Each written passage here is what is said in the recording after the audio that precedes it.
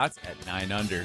Europeans are now 2-0 in the first two majors of the year, as the Americans will have to wait until Father's Day weekend at Shinnecock Hills for the U.S. Open. It's 86 degrees at 2 o'clock time and temp, brought to you by Bueller Air and Plumbing. Stay cooler with Bueller.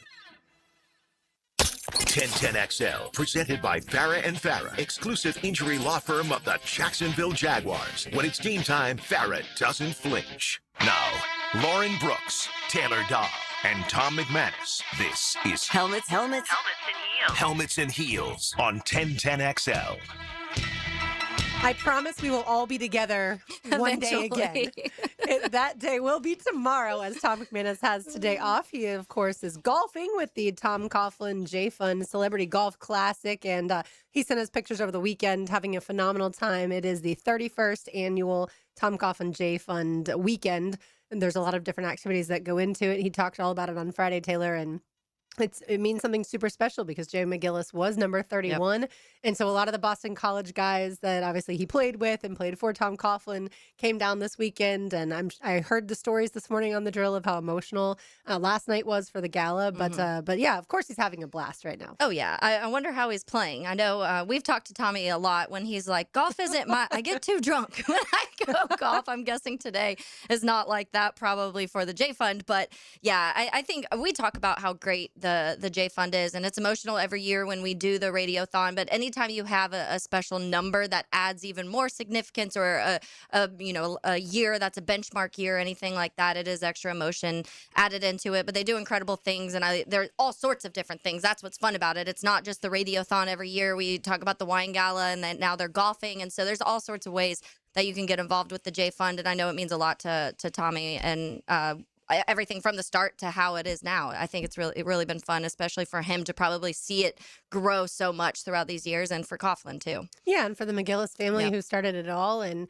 yeah, the families are truly impacted positively by the J Fund. Even if they don't need the financial resources that the J Fund provides, they are there mentally, emotionally. Yep. They're there for the other kids. Side of it. Yeah, and obviously we've gotten to know families that have been through just utter loss and tragedy. Not every kid, unfortunately, is going to be able to get the cure that they need or to be able to beat cancer. And so it's a very touching thing. You are back from vacation. I am back from vacation. It's a week off, a lot of beach time. Went to go see the Cubs minor league team plays in Myrtle Beach, so we went to see them. They were actually playing the Braves, and the Cubs and Braves were also playing that day, so it was kind of cool because both teams playing each other. I sent you guys a picture. Lodis, who's from here, played high school baseball here, and then played for the Seminoles. He was played for UNF and then transferred. Yeah, he transferred to FSU. But Alex Lodis, he was playing on the Braves team that plays in Augusta, so it was kind of cool to see some familiar names. There was a few on there that I had recognized just from college football time or when they were drafted or whatever the case may be. A lot of several that were in the College World Series in the last few years, that names you just kind of recognize. So that was fun. Putt-putt, I've shared on here many times. I'm terrible at it, but there's a lot of putt-putting places up there. And one of the ones we went to was kind of cool. I think Jacksonville needs to jump on this because so there's two different sides, which I know a lot of putt-putt places have that. But there's kind of like the beginner side and then a more difficult course, full 18 holes on each side. But each hole has like a QR code that you can just scan and whatever. So throughout the whole time, you can update your score, and there's like a big leaderboard. So it shows everybody who's on the course and their score on there. There'll be like random trivia questions throughout where you can like gain a shot if you're the first one to like answer the trivia question. So there's music going. You can also scan. They bring drinks and food to the holes where you're at. So it was just kind of a cool experience because there's a lot of things going on, and it's like if you're not a golfer putt-putt fan, you're still having fun because there's a lot of other things. So we did that, a lot of beach time, which was great. Weather up there was like, I told you, a couple bad days when I first got there, but the rest, it was 75 and sunny the whole time, which is perfection. So yeah, but it's good to be back. It's always good to be back home. It was funny. One of the bars we were at, we were talking, the guys were like, oh, where do you live? And I was like, oh, I live in Jacksonville. And they were like, Florida? I was like, yeah. And he goes, oh, so you're leaving one beach to vacation at another beach to go home to the beach. And I'm like, pretty much. That's pretty much. But family was there. Yeah. And that's great to see family. Yeah, the fun part of, I'm sure, for you too. Yeah. To get that much extended time because you don't normally take a full week off. Yeah. I think last year I took the 5 days, and that was the first time in my 10 years at 1010 that I actually took a full week off. And so it was nice to actually just be able to like tune out a little bit for that period of time because, like our world doesn't stop. And that's part of it too. You're still keeping up with things while you're there. I watched a ton of softball. My stepsister played softball at Lamar in South Alabama, and so she's a big softball fan. Knows a lot of the girls that are still playing, and so we watched a ton of softball, which was kind of fun because it's not something I normally tune into constantly, and so it was kind of fun to see some of these teams. And she's a South Carolina fan, and they were at the UCLA regional, so they were one of the teams that had to travel the farthest. But some good games. UCLA ended up pulling it out late. But I know Florida, they've obviously been playing really well, too. So it's kind of cool to keep up with some of that stuff because it's not something I normally watch on a daily basis. Well, welcome to the softball viewing. I'll tell you that my dad and I were texting about Florida softball this morning and now that I know this about you. So on Saturday, Texas Tech was playing Ole Miss. Mm-hmm. Texas Tech was down 8-0. 8-0 heading into the bottom of the 7th. So in the softball, that's the end of the game. And Ole Miss was, like I said, Ole Miss was up 8-0 and then ended up Texas Tech, the first two were out. So literally they're on the last out down 8-0 and Texas Tech came back to win. Oh my gosh. Yeah, it was insane. And they ended up winning 10-9 in extra innings. Wow. And there's actually I saw the stat. So that had never happened before for obvious reasons. Previous teams were 0-640. Oh my God. 0-640. That's a great record to break. 8 runs or more. And it's not even like how late it was. Yeah. If you were trailing by more than 8 or just more runs. In general, you never came back to win. So yeah, it was crazy. And what's interesting about that, if you're a Florida fan, that's who that's who Florida plays, is Texas Tech when it comes to the Super Regional. So the team that got super hot, and Texas Tech is the team that has the pitcher that was the first softball player to make $1 million in NIL. Oh, yeah. Kennedy, Najee Kennedy. So I'm a lot of storylines with that. A lot of storylines, and I'm honestly already nervous for the Super Regional because you don't really want to face a team that's got obviously a stud pitcher, but also that's coming in with that kind of momentum. So, Is it still in Gainesville? It'll be, So the top 8 seeds of the 16. So it's so crazy in softball and baseball. You start with 64 teams, and within 1 weekend, you get to 16.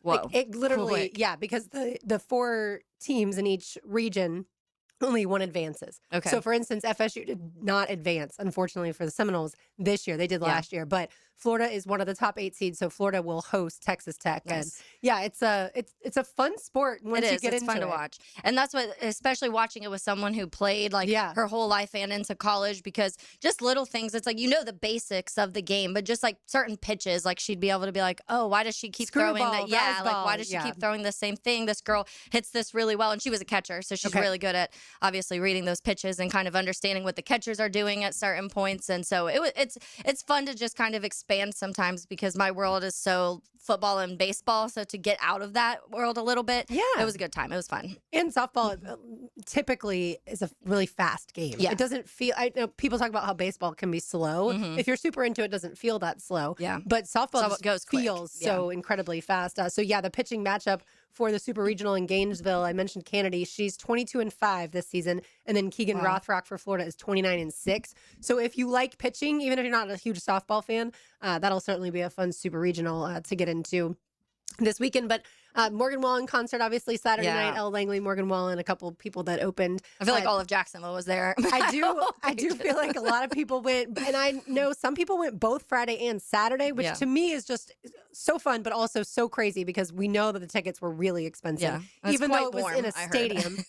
So Friday, anyone who went Friday, the weather was a little bit better. Okay. By Saturday, the high got up to 93, and super humid, so definitely really hot. I know it was important to pre-hydrate and things like that to then go out. While you're dehydrating, probably. Right. For some people, for sure, to then be in the sun, for that long. But everyone I know that went between the 2 nights had an amazing time. I saw Tebow came out. Tebow came out on Friday night. Okay, on one of the nights. So the first night he brought out Tebow. Tebow did the Gator Chomp, and Morgan was like, I'm not down with that. If you don't know, Morgan Wallen's a huge volunteer fan. Yeah. And then then on Saturday night, Spurrier. So everyone had asked me, who do you think is going to walk out with him? And of course, the first answers were like, possibly Tim Tebow, possibly Danny Werfel, right? The Heisman guys. And then, of course, Spurrier. But I was like, Spurrier has a little bit more of a difficult time getting around these days. So I don't know that he'll necessarily be one of them. And then I saw the picture of John Summerall, Todd Golden, and Urban Meyer Friday night in the Swamp. And I was like, oh, that kind of takes them out of play to me for Saturday night. And I think they went both nights, which why not, right? When you're those guys, I don't know that you're even paying for tickets. But and then Spurrier was there, and so the crowd. I mean, obviously the Swamp was electric, insane, But it was kind of cool to see different people in the crowd representing their schools that was not Florida, like volunteer fans, of course, but also like Alabama and Georgia, and so they were all like, "Nah, I don't care. Yeah, I don't really care about this guy." I mean, it's a name everybody knows, though, especially if you're a college football fan. Like you at least know who Spurrier is, and that's cool. I remember us talking about it, like the guesses of who possibly would do it, and both those names were listed, but I was like, I don't know. Tebow seems like he's a little chill for that moment, but he came out. I feel like it makes sense because he is probably one of the most recognizable people 100%. And names that you could possibly have out on that stage that went to Florida. Yeah, and they played Won't Back Down. Yeah. And what they did, what on was both super nights cool, they did it? Yes, both nights. They gave, right when you got in, they gave you a bracelet that had a way to light up. And so you didn't have to do anything, but everyone had different color bracelets, and then it would light up in sync with one another. That's cool. So for Won't Back Down, the videos that I'm sure you saw and a lot of people saw, like the orange and blue, you didn't necessarily pick, you just had it. But it was just the way that they did the actual setup and lighting and everything. Yeah, it was a huge production, and where we were really, really close to a lot of the different elements, and so it was kind of fun. Especially being in radio and knowing how some of the behind the scenes stuff works. It was cool, but they definitely did not need the pyrotechnics because every time they would shoot out the fire, all of us that were already overheated were like sweating even more. Like, stop with those. Splash us with water, please. It's a little warm. Imagine the Georgia fans, their wrist starts lighting up orange and blue. They're like, get this right. Like, I did not prepare for sign up for this. Which I saw. So Thomas Rhett was one of the openers for the person that actually opened right before Morgan on Friday night, and he was like, I didn't love being in the Swamp. We've gotten our butts kicked, although they never really played it only one time in Gainesville, but overall, like, sounded like it was a blast. Yeah, the college football diehards, I understand. But yeah, it was a great time. And shout out real quick, we're gonna have ESPN's Mike Duraco coming up in just a few minutes, but Duval Country Club gave us a couple hats, and the one that Brian wore was camo with orange and blue, and so it was so perfect. Yeah, that's great. I wanted him to have both the representation of like Duval for Jacksonville, obviously the Jags, and then also the orange and blue of Gainesville. And camo, you got to wear camo to a country concert. It's a country concert for sure. That's also one of the fun parts about concerts is just the people watching and seeing what everyone all wears. the different outfits too. Girls go all out on their country outfits. You got that right. All right, so we will check in with Mike Duraco on the other side. If you haven't read the story yet of Devon Hamilton opening up about his almost paralysis, it's a phenomenal story that D-Rock did. So we will chat with him on the other side. You're listening to Helmets and Heels on a Big Chief Tire Monday, 10 to XL 92.5 FM. Knee deep in Duval. Duval, Duval, Duval. 1010XL, home of the Jaguars. Duval. Now, the Florida Gator Report on 1010XL. Installed by Cash Building Material. Windows and doors done right. The Gator baseball team is heating up at the right time, moving into the top 20 in the latest rankings after taking 2 of 3 over Kentucky and face defending champion LSU to wrap up the regular season. And the Gators softball team checks in as the 6th seed in the NCAA tournament, hosting a regional in Gainesville with Georgia Tech, Florida A&M, and Texas State. If they advance, they'll host a super regional as well. Jeff Prosser here. When you need new windows or doors, you want high-end quality without the middleman markup, and that's why I'm telling you about Cash Building Material. Same premium materials, same beautiful finishes, but at a price that actually makes sense for your home. No subcontractors, no runaround, just their own experienced crews who treat your house like it's theirs. If you want it done right, the first time, get a quote today. Thank me tomorrow. For windows and doors, search Cash Building Material. Windows and doors done right. Helmets and Heels. It's a Big Chief Tire Monday. The local Jacksonville shop for fair prices and service you can trust. Overheard at the Hard Rock Bet Party. I just got another NBA offer from Hard Rock Bet. A Hard Rock Bet promo at the Hard Rock Bet Party? That is so meta. That's not meta. That's Meta World Peace. Meta. Tell them about Hard Rock Bet. Hard Rock Bet has it all. Live odds for every NBA game, every player prop, same game parlays, you name it. It's the only place I play these days. Okay, now that is meta. Hard Rock Bet. Roll with us. Offered by the Seminole Tribe of Florida. Must be 21 plus and physically present in Florida to wager. Terms and conditions apply. Concerned about your gambling? Call or text 1-833-PLAY-WISE. If you're in the construction business, here's something you'll want to know about. Equipment Share, one of the country's leading construction equipment and technology companies, is opening a brand new location on General Avenue featuring their top machines. Join their celebration on Thursday, May 21st, and tour the facility, meet the team, grab a free lunch, and enter to win exclusive raffle items. Doors open at 11:30. RSVP at equipmentshare.com/Jacksonville. They'd love to see you there.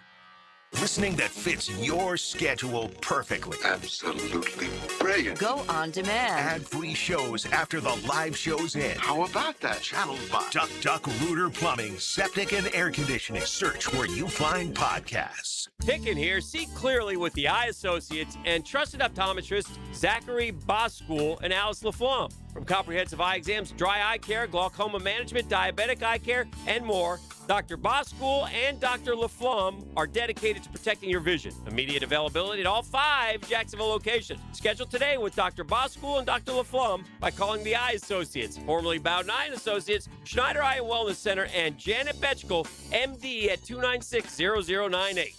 Tired of changing out bad sod year after year?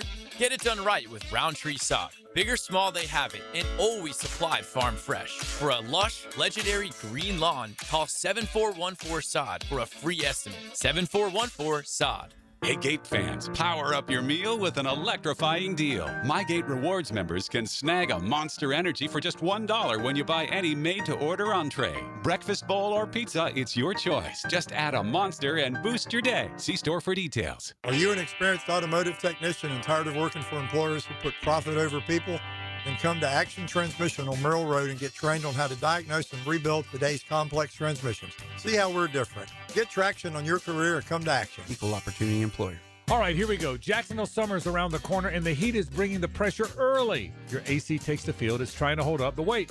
Warm air, weak airflow. The system's in trouble. Time to make the call. Duck Rooter Plumbing, Septic, and Air Conditioning. Experienced AC techs, honest pricing, and they'll get it done right the first time. And here's the play right now. Take $500 off the total price of a new AC system during the Memorial Day promotion. That's how you stay cool and win the day. When you're stuck, call the Duck. 904-862-6769 or duckduckrooter.com.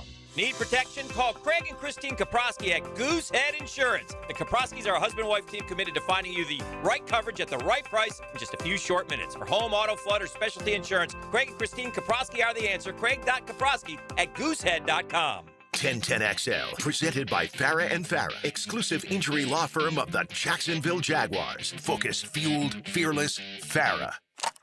Here's another call on the 1010XL hotline, driven by Key Buick GMC, home of the lifetime powertrain warranty.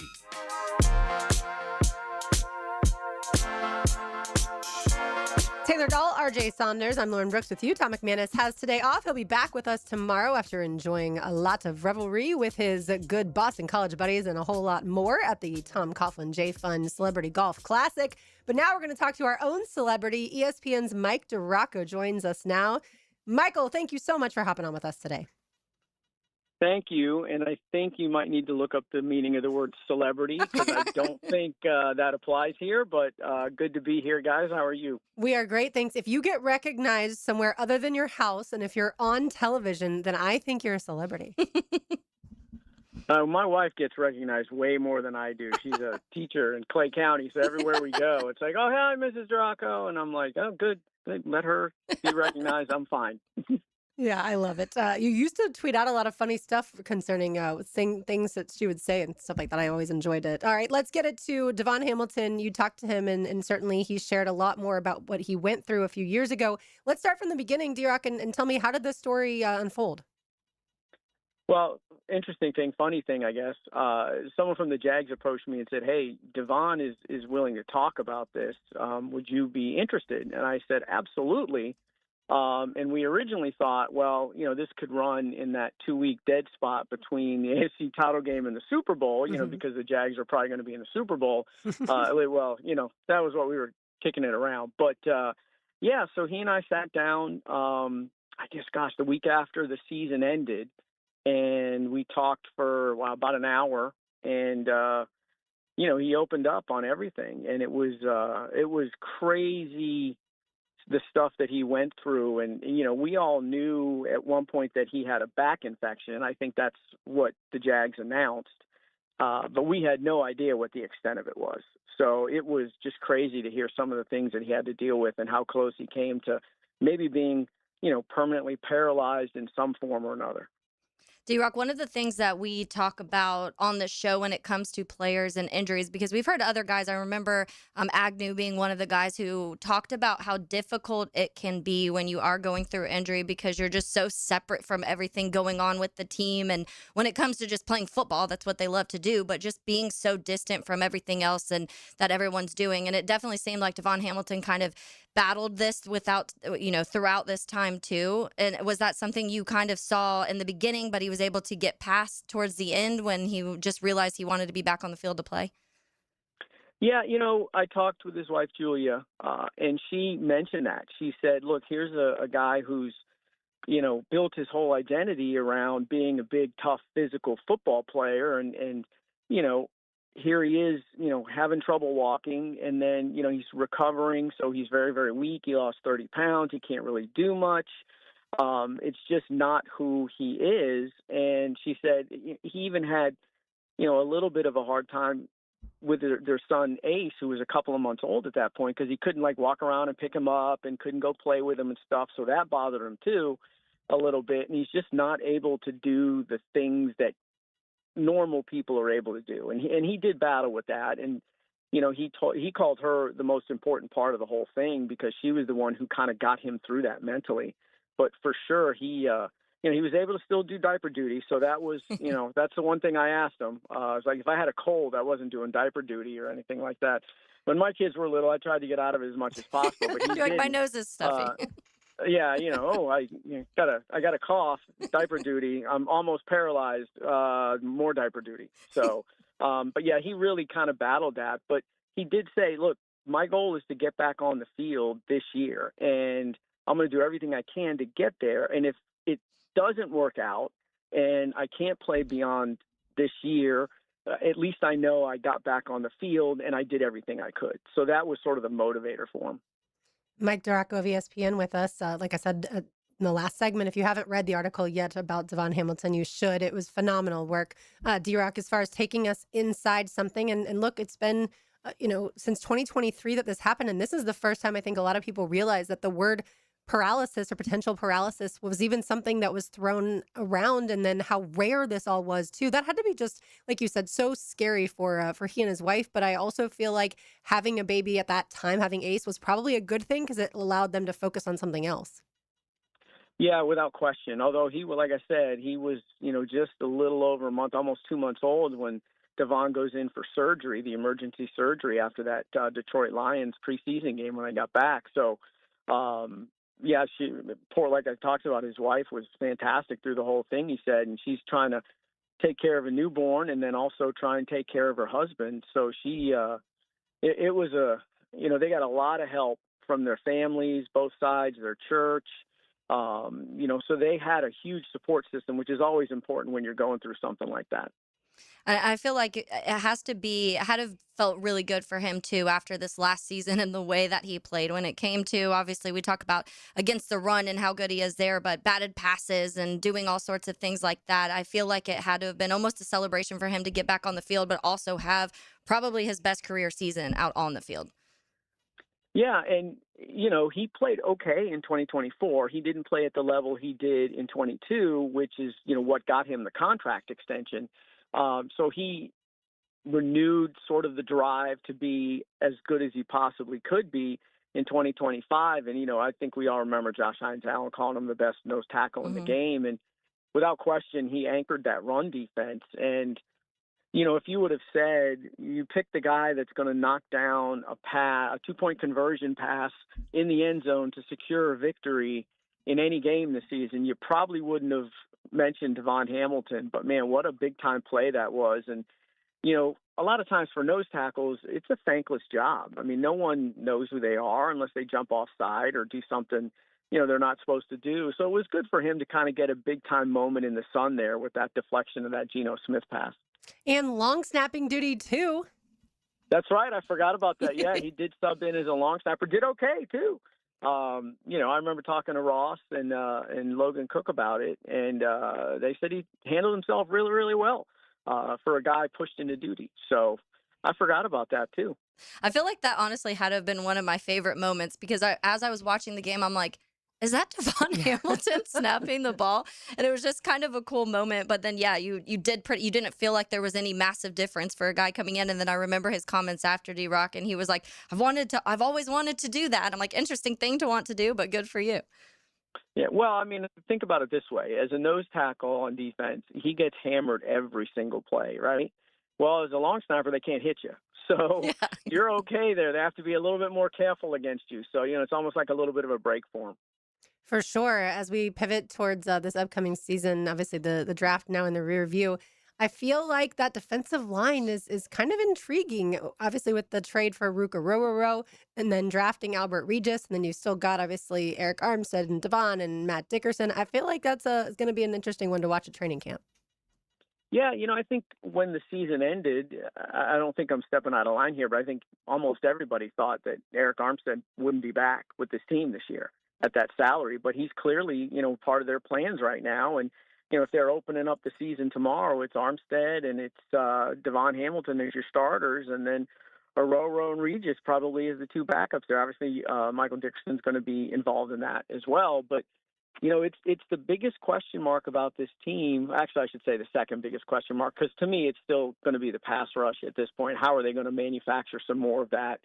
Is Gardeck going to be able to give them some of that? What are they going to get from some of the draft picks?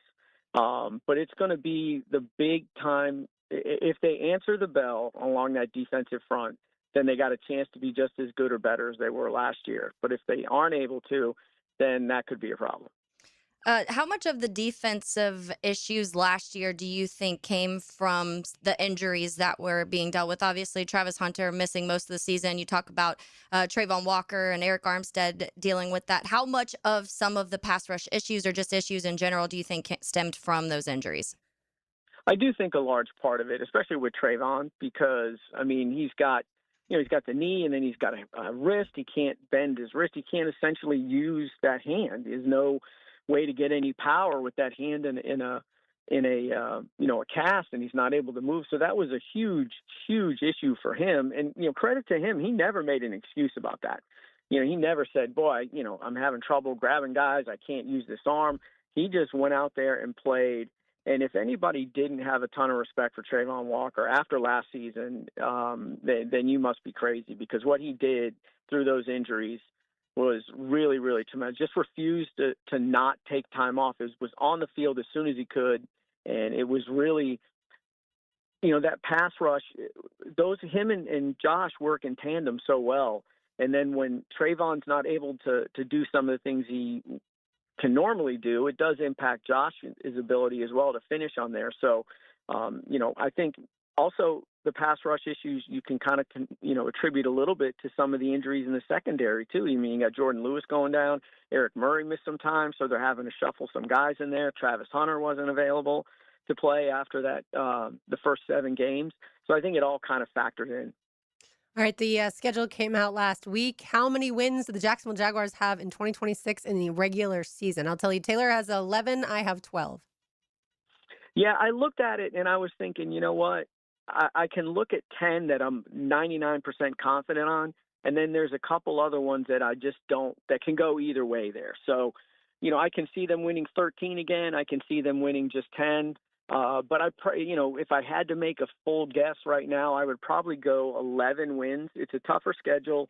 They got those back-to-back weeks in London. They're on the road on a Thursday night, a short week against the Ravens. That's a tough game. They're on the road in Dallas, and I know that, the Cowboys aren't, the Cowboys of the Emmitt Smith years for sure, but, that's a tough place to play. And there's the whole factor of they've never swept the division. So that, you got to factor in the Texans and what are we going to see out of the Colts? When will Daniel Jones be back and what kind of team will they have? So, I would probably say, 11 just to be safe and cover my bases.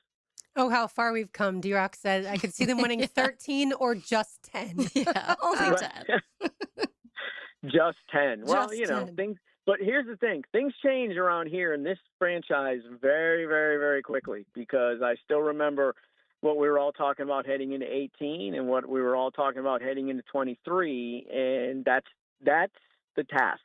That's the big deal. That's what Cohen has to, and Baselli and Gladstone, that's what it can't be a one-year flash in the pan again. You have to follow up last year. And, don't look at, at the end of the year, if they win 10 and they make the playoffs as a wild card, that's not a bad season based on that schedule. I think that would be success because you can't just do a year in the playoffs, miss the playoffs, then 2 years after that, you're running around 3 or 4 wins. They've got to follow last year up, and I think they will. Which thing do you think is most important to get to that 13? Trevor continuing that, how he was playing that last 5 or 6 games, or the defensive struggles kind of all coming together and the defense improving? Honestly, it's weird. I do think it's Trevor because we still have not seen a full, complete season out of Trevor Lawrence. You remember in 22, he was not good in the first half, great in the second. Same thing last year. So I'm still waiting, and I think everybody in Jacksonville is waiting. Can he pick up right where he left off last year and end up being an elite quarterback throughout the entire season and, again, being that MVP consideration? So I think if he's able to do that, then that's going to make up for some of those defensive questions that we have about this team. Right. So you said your biggest question is pass rush and maybe some sprinkled in there with the defensive line as well. What about on offense? What's your biggest question offensively? Is it that can Trevor be consistent and play at an elite level all season? Is it how to replace Travis Etienne's numbers? No, it's Etienne. We're not going there. It's Etienne. He had 5 years in that locker room to correct us. It is Etienne. I mean, I'm almost ready to take the good guy award back from him. I don't know if you can do that. No. Well, I don't know. It's our award. It's the PFWA's award. We can do whatever we want. No, I mean, obviously Trevor's important, but outside of Trevor, to me, it's, what is this offensive line going to look like? Got a lot of contributions from those younger guys last year, but how do those guys evolve into plans this year? Patrick McCarry, is he going to be able to stay healthy? And, with that is the run game. What's it going to look like with Chris Rodriguez? But, honestly, he intrigues me a ton, and a lot of that goes back to what Liam Cohen said at the owners' meetings when he's talking about rushing yards over expectation. Not to get too far in the weeds here, but his thing is if it's he's going to design that play to get 4 or 5 or 6 yards, whatever it is. He needs a guy that's going to turn that into 12, 14, 20, whatever plus you can get out of it. And, he raved about that ability that Chris Rodriguez has. So, we might be talking about him in November, as a 1,000-yard back or having a chance to be a 1,000-yard back. And he was probably one of those afterthought free agent signings, late into the free agency period that nobody around the league really paid much attention to. Is there a true battle on that offensive line, in your opinion, right away? I think they'll open a lot of that stuff up, but I'm interested to see what happens at right guard with McCarry. I think Hainsey probably is able to hold off Monheim. The left tackle situation is just kind of in flux a little bit, just because we don't know when Cole Van Lanen's going to come back. And, I'm assuming, and from everything I hear, it's probably going to be, the latter part of training camp. So I don't think there'll be a battle there. But Pregnon, man, where is that monster of a human being going to be able to fit in? Can he push, Ezra Cleveland at left guard? Could he push at right guard too? I mean, I am really looking forward to seeing him when the pads finally come on, because that is a massive human being, and he just looks like a road grader. For sure. D-Rock, what do you have coming up on ESPN.com? What am I doing? You don't have to be doing anything. No, I do have another interesting off-the-field story that's coming up in a couple of weeks, I think. Ooh. It's just sort of a fun story about, what, you guys have been in the locker room. You've seen some of those guys walk around there in, like, slippers. So we tried to find some interesting stuff that guys wear, around the leagues, slippers. These guys' feet take a beating. I don't think people realize just how much of a beating these guys' feet take, especially those offensive linemen.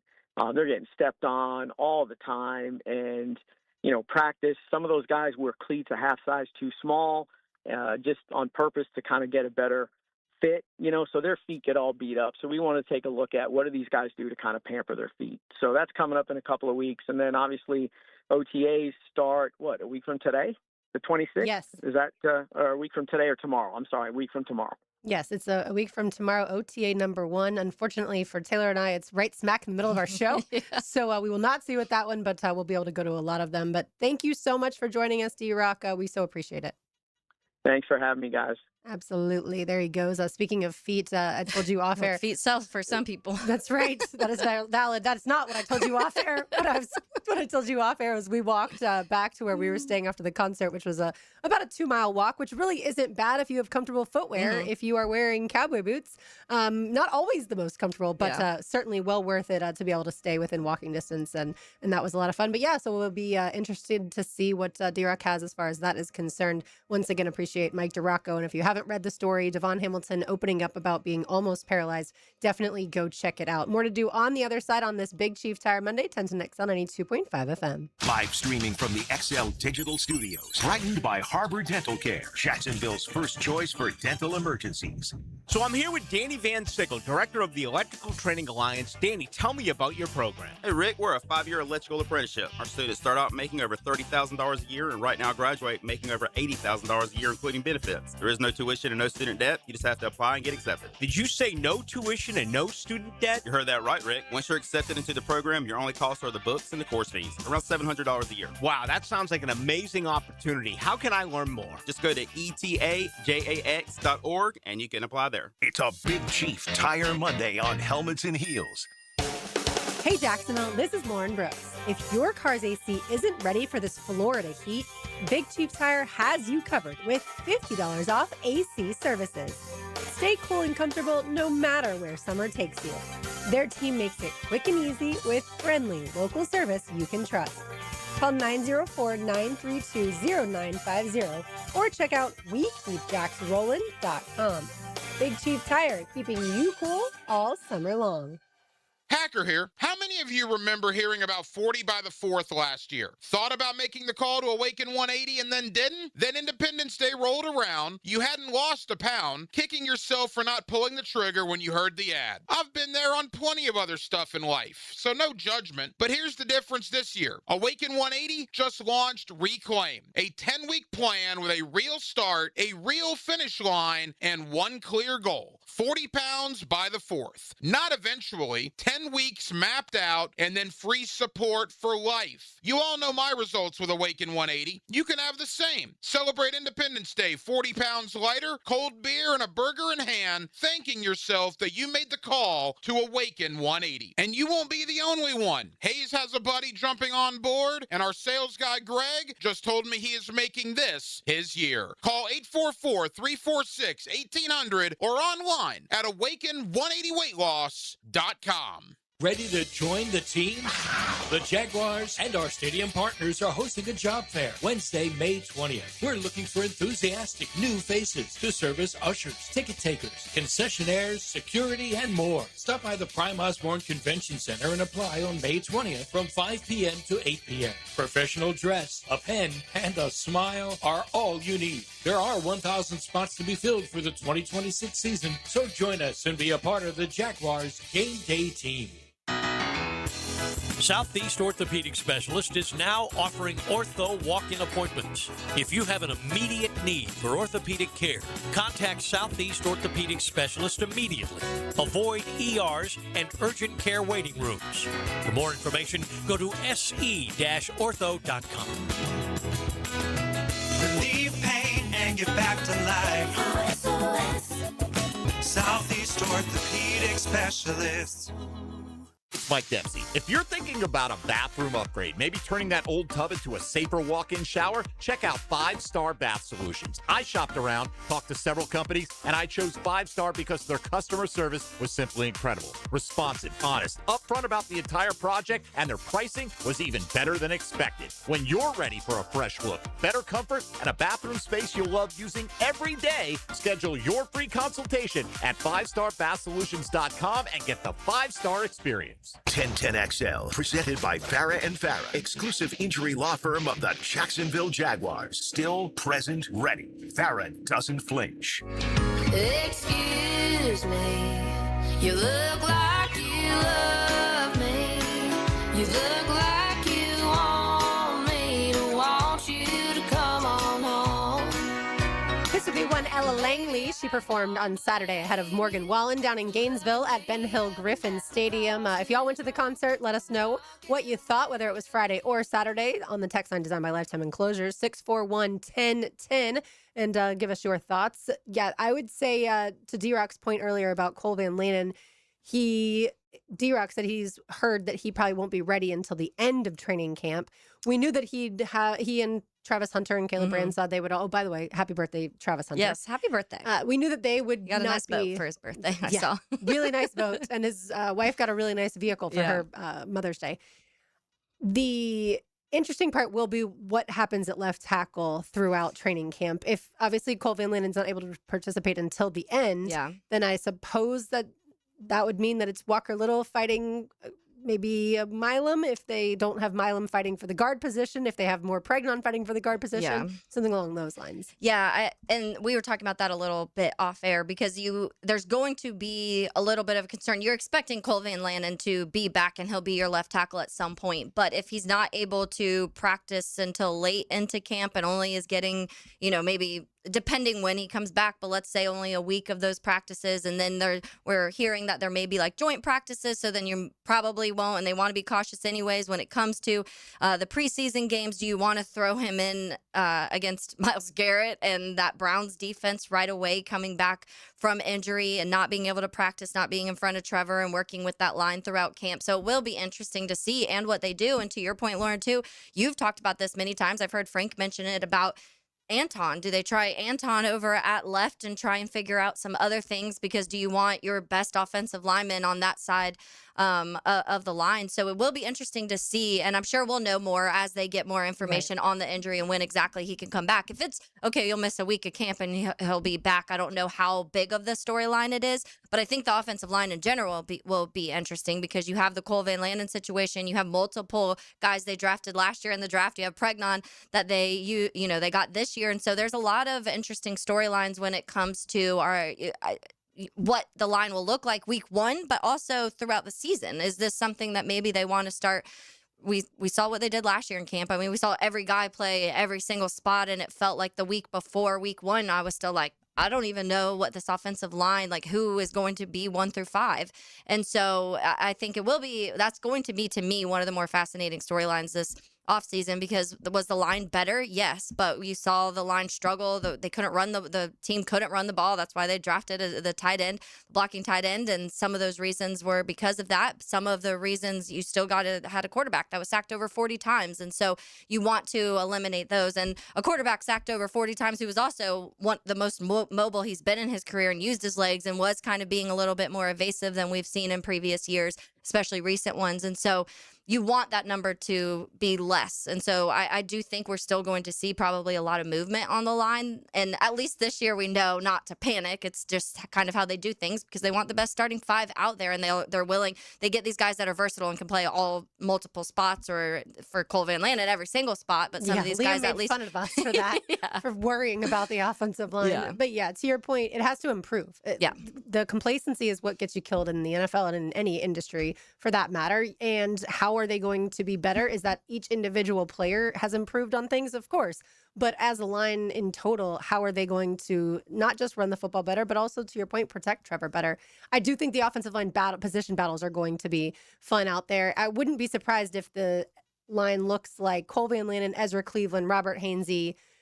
I don't know about the right guard yet, and then Anton Harrison at, let's say, like week 2 or 3. Yeah. But I'm fascinated to see what they decide to do. And Sean Surratt's a great offensive line coach, but with Anton Harrison. And for years, we've known that he can play both sides of the line. And we saw Walker Little play really well at right guard last year when he had to step in for McCary with the back. So, a lot of question marks there for sure. And I do think, I know for a fact, because we saw Dave Canales confirm it today, the Jaguars will have a joint practice, at least one, with the Panthers. Yeah, and so that one, I mean, Devin Lloyd coming back then, so you get to see there's some interesting storylines when it comes to that team too. Him being on the opposing team will not be as fun to watch, but it's still, those type of things are fun. Yeah, and that's week 2 of the preseason. August 21st is the actual game, so obviously the joint practice would be ahead of that. All right, we've got more to do on this Big Chief Tire Monday. They have unveiled the Extra Mile program. Every tire purchase at Big Chief Tire now automatically enrolls you in said extra mile program, you don't have to do anything else. Just purchase a tire at Big Chief Tire, and you get the extra mile program that will have you have built-in savings that add up every time you service your vehicle. It's 1010XL 92.5 FM. Frank Frangie set a high bar. Now hear what's next. The Lead with Hayes Carline and Ryan O'Halloran. Friday afternoons 4 to 6 on 1010XL. Daly's Dash is not only your Jaguars game day stop, but a great place to grab a meal any day of the week. To honor the Jags and the fans, we've crafted the Duval Sub. The Duval comes with freshly sliced turkey, ham, melted cheddar, and habanero jack cheese, topped with crisp lettuce, fresh tomatoes, and a double portion of our secret sauce, all served on a fresh roll. Come by your local's Daly's Dash today to get your delicious Duval Sub. Daly's is the official convenience store sponsor of the Jacksonville Jaguars. It's a Big Chief Tire Monday. The local Jacksonville shop for fair prices and service you can trust. Hey everybody, Mike Dempsey here for big number one Duval Ford. If you run a fleet in Jacksonville, you know time off the road costs money. That's why Duval Ford's Fleet Mobile service is a game changer. Duval Ford comes to you, job sites, depots, wherever your trucks are. You don't have to lose hours driving to a shop or waiting in line.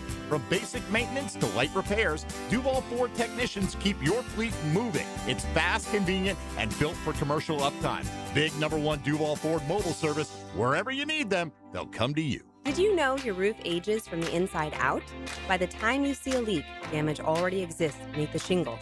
Sun exposure, humidity, and seasonal storms slowly weaken roofing materials over time. If your roof is 15 years old or more, then now is the time to start planning, not reacting. At Endless Summer Roofing, we provide professional inspections and clear guidance so you can make informed decisions. Visit EndlessSummerRoofing.com to schedule a free inspection. Endless Summer Roofing, protecting your home from Florida's endless summers. Lauren Brooks here, and you already know I love our organized closets from Closets by Design. They create custom storage systems designed around how you actually live, from closets and garages to entertainment centers, laundry rooms, storage for every space and budget. Have a designer come over to your house today. Make an appointment to tour their showroom as well on Phillips Highway and get 40% off plus an extra 15% off, free installation, and 18-month special financing. Schedule your free consultation at 904-878-9393 or online, closetsbydesign.com. Don't ignore plumbing leaks. They can lead to mold and mildew or structural damage and drain your wallet. So when you have a leak and can't wait a week, call Roland Reich Plumbing. PlumbingJacksonville.com. SportsForecaster.com has all the data you need to project tomorrow's winners. Register for free and track the performance of all your favorite players and teams, including all your fantasy team picks and prospects. Sports Forecaster has the most detailed player profiles on the web, precise depth charts, every transaction, every injury, every news update. No ranting or raving, no preening or barstool bluster. At SportsForecaster.com, you get the timely info you need for every game. SportsForecaster.com. Sign up for free today. Credit card interest rates are now over 29%. Most people are only making the minimum payments, so they're getting nowhere. Hey, Prosser here, but here's what many homeowners don't realize. Using the equity in your home, you can easily access hundreds of thousands in cash. With Loan Pronto's Rapid Equity Loan, you can pay off your credit card, your existing HELOC, your car loans, or get money for that home improvement project. One client just got $100,000 approved and saved over $1,500 a month. Here's the best part. With Loan Pronto, you can do it all from your phone. With zero out-of-pocket, no hard credit pull up front, no appraisal, no long drawn-out bank process, and no touching your first mortgage. Rates are at a near 3-year low. Act now. Go to loanpronto.com. See how much you can get in about 60 seconds. Loan Pronto, 2,800 5-star Google reviews. Call 904-999-1508 or go to loanpronto.com. Equal housing lender, NMLS 1661781, NMLSconsumeraccess.org. Progressive presents Perfectly Bad Excuses for Missing Stuff to spend more time on your motorcycle. Hey, Tom. Gonna miss the 5K. Gotta organize my vitamins.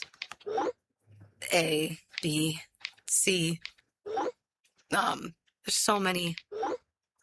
D. Now that was a bad excuse. If you love your vehicle this much, get customized coverage from Progressive, America's #1 motorcycle insurer. Progressive Casualty Insurance Company and affiliates, not available in D.C. Have you got concrete or asphalt rubble piling up? Arcosa Crushed Concrete will pay you for it and recycle it. They're just minutes from Everbank Stadium on Talleyrand. Call Arcosa Crushed Concrete and get paid for what you don't need. ArcosaCrushedConcrete.com. 1010XL, presented by Farah and Farah, exclusive injury law firm of the Jacksonville Jaguars. When it's team time, Farah doesn't flinch.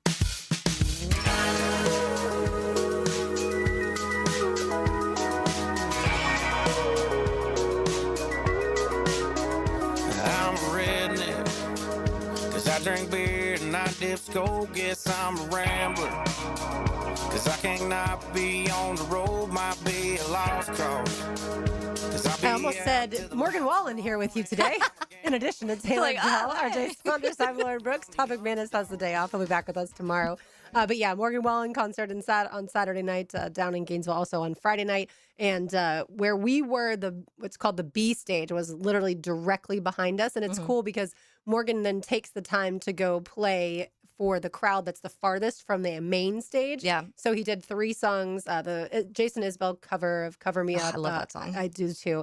I'm a Little Crazy and Wasted on You were the 3 that he did at the B stage. And so I just feel like that when artists understand how, those people also paid a lot of money to see you, they just didn't get the tickets that are physically, much closer to the actual stage. And he moved around a ton too. And the stage was kind of in almost like a little T basically too. So it was cool that he got to be close to one side of the stadium and close to the other side as well. Moved around a ton. But how long did he go for? Oh my goodness.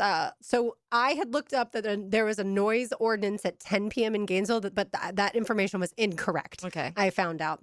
I feel like there's no way. And some of the games also definitely true. they get so Exactly. many night games. Yeah, valid. And so I don't know. That's what I was thinking going in. But then I had read that he doesn't take the stage till 9:15 normally. So I was like, okay, that must not have been accurate. So he took the stage around 9:30, and I want to say by the time the concert was over, it was close to midnight. Wow. So it was a while. Yeah. I mean, that's awesome though, because I feel like a lot of times, and that's one of the best things about those type of concerts. Like I'll go to Warped Tour and Rockville, which is great because you get to see so many different artists, but it's 25, 30-minute sets for a lot of them, unless it's a headliner. But even the headliners usually 40, 45, and it just feels like the moment you're like, oh, yay, my favorite band. And then 5 songs, you're like, oh, yeah, that's it. Right. And it's almost like a tease. You obviously want more.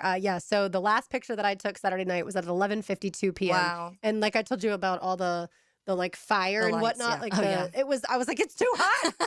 Once again, we're already still in the hot. fire as Florida. It's in the swamp already. But yeah, so he played a long That's time. awesome. Ella came out and they did a song together too. And then he has the other 2 guys come out at the end as well. And so, yeah, I feel like that was kind of probably the last big hurrah that'll be at the swamp as we know it. Just like Jags Bills was the kind of final hurrah. Yeah, eventually there for that stadium. It makes me sad still that the Jags lost on the last game that was going to be held at Everbank Stadium the way that we know it. Obviously, this year they'll have the 6 regular season games, 2 preseason games at Everbank, but it'll look a lot different. And then next year, no games there, obviously, and then the stadium of the future. But it's dang, we should have sent that bad boy out on a better note. But maybe this season with 42,000. Is Florida, they're going to play there throughout? They're moving construction? That's a good question. I would imagine that they'll do something as similar to the what they're Jags doing this as well. year. Yeah. But yeah, I don't think they've announced their plans as far as that's concerned. Some Jaguars news. Thanks to Brett McMurphy of On3, the Jaguars won the case over whether Urban Meyer's conduct justified a firing with cause. That saved the Jaguars more than $30 million. Based off of everything that Urban did, I have a feeling that the lawyer that took this case knew that they probably weren't going to win, but they were going to be happy to take Urban's money in the meantime, because he was fired in 2021, and we're just now having that resolution. Look, the way the NFL does it, these contracts that coaches sign basically guarantees that any arbitration is done by someone that Roger Goodell appoints. So clearly the arbitrator is going to vote for something in the NFL's favor. But look, whether it was how bad the team was, whether it was the fact that he didn't come back on the team plane in Cincinnati, or then, yes, kicking the kicker. But Pro Football Talk did point this out. The Jaguars knew about that incident with Josh Lambo and Urban Meyer and for several weeks before he was actually fired. Yeah, and that's what, because it goes back to also in camp, they were getting fined in camp for him doing things you're not allowed to do in camp. And so from the beginning, it was, I mean, pre that, and you're not going to get fired over this, but all the Doyle stuff in the beginning. And then it was like the camp, you're getting fined early, and then you're not flying back. Then the Lambo stuff came out. Then you also suck. So there was just like all of these things. And I remember a lot of people, the conversation around it was because the Jags came out and were like, he wasn't fired because of the Lambo situation or because of the Ohio situation, whatever. And when everyone was like, that's kind of crazy, that has to be a part of it. But in this article, they go through and they're talking about it makes sense now. Honestly, the Jags played it right because they were building a whole case to where now there's multiple instances. And so if they would have at that time said, yes, it's because of Lambo, then they would have been like, okay, well, you knew about this for 3 weeks. So clearly you weren't acting efficiently enough you should have fired him right away if you knew something like that. So instead they were like, well, we are building a whole case. There was multiple instances that we built to kind of say this is a pattern rather than just a one-time thing. So the Jags at the end of the day handled it the right way, even though I know a lot of people probably would have loved to see Urban Meyer gone a lot earlier that season just because of everything that was going on, and it just was spiraling out of control at one point in time. But at the end of the day, he doesn't get his money, and I don't like him, so I'm glad about that. Yeah, he's made plenty. Yeah, I was like, he has a ton of money. It's not certainly not hurting the family, but look, I think Urban, it's so crazy to think like how there are players on this Jaguars team that were here through Urban. Like it does seem like it was so long ago. It does feel like a decade ago, right? At this but point, like yeah. a Ross Matisic had to actually, be a part of this case and testify. Not testify. It wasn't in court, but in arbitration, actually say, he was a witness. Yeah. And Logan Cook for the Lambo thing, right? Right. Yeah. For that whole situation. But yeah, interesting. Trevor's poor rookie season was. And that's why, obviously, a year ago, when everyone, the group of people that were so anti-Trevor, it's like, look what he's been through at this point in time. He's already now on his third true head coach, but really fourth coach because you had an interim that rookie season. Yeah, no one should go through that. All right, it's a Big Chief Tire Monday. You can find them online at WeKeepJacksRollin.com. We've got more to do on the other side, including Lauren's Lane. I've got a lot, Taylor, of local sports updates for you. So keep it right here. Helmets and Heels, 1010 XL, 92.5 FM. Bringing the weekend to the weekday. Work on three, 1, 2, 3, 1010 XL. Mark Watson with Hardball Creative, here to share with you an actual client review.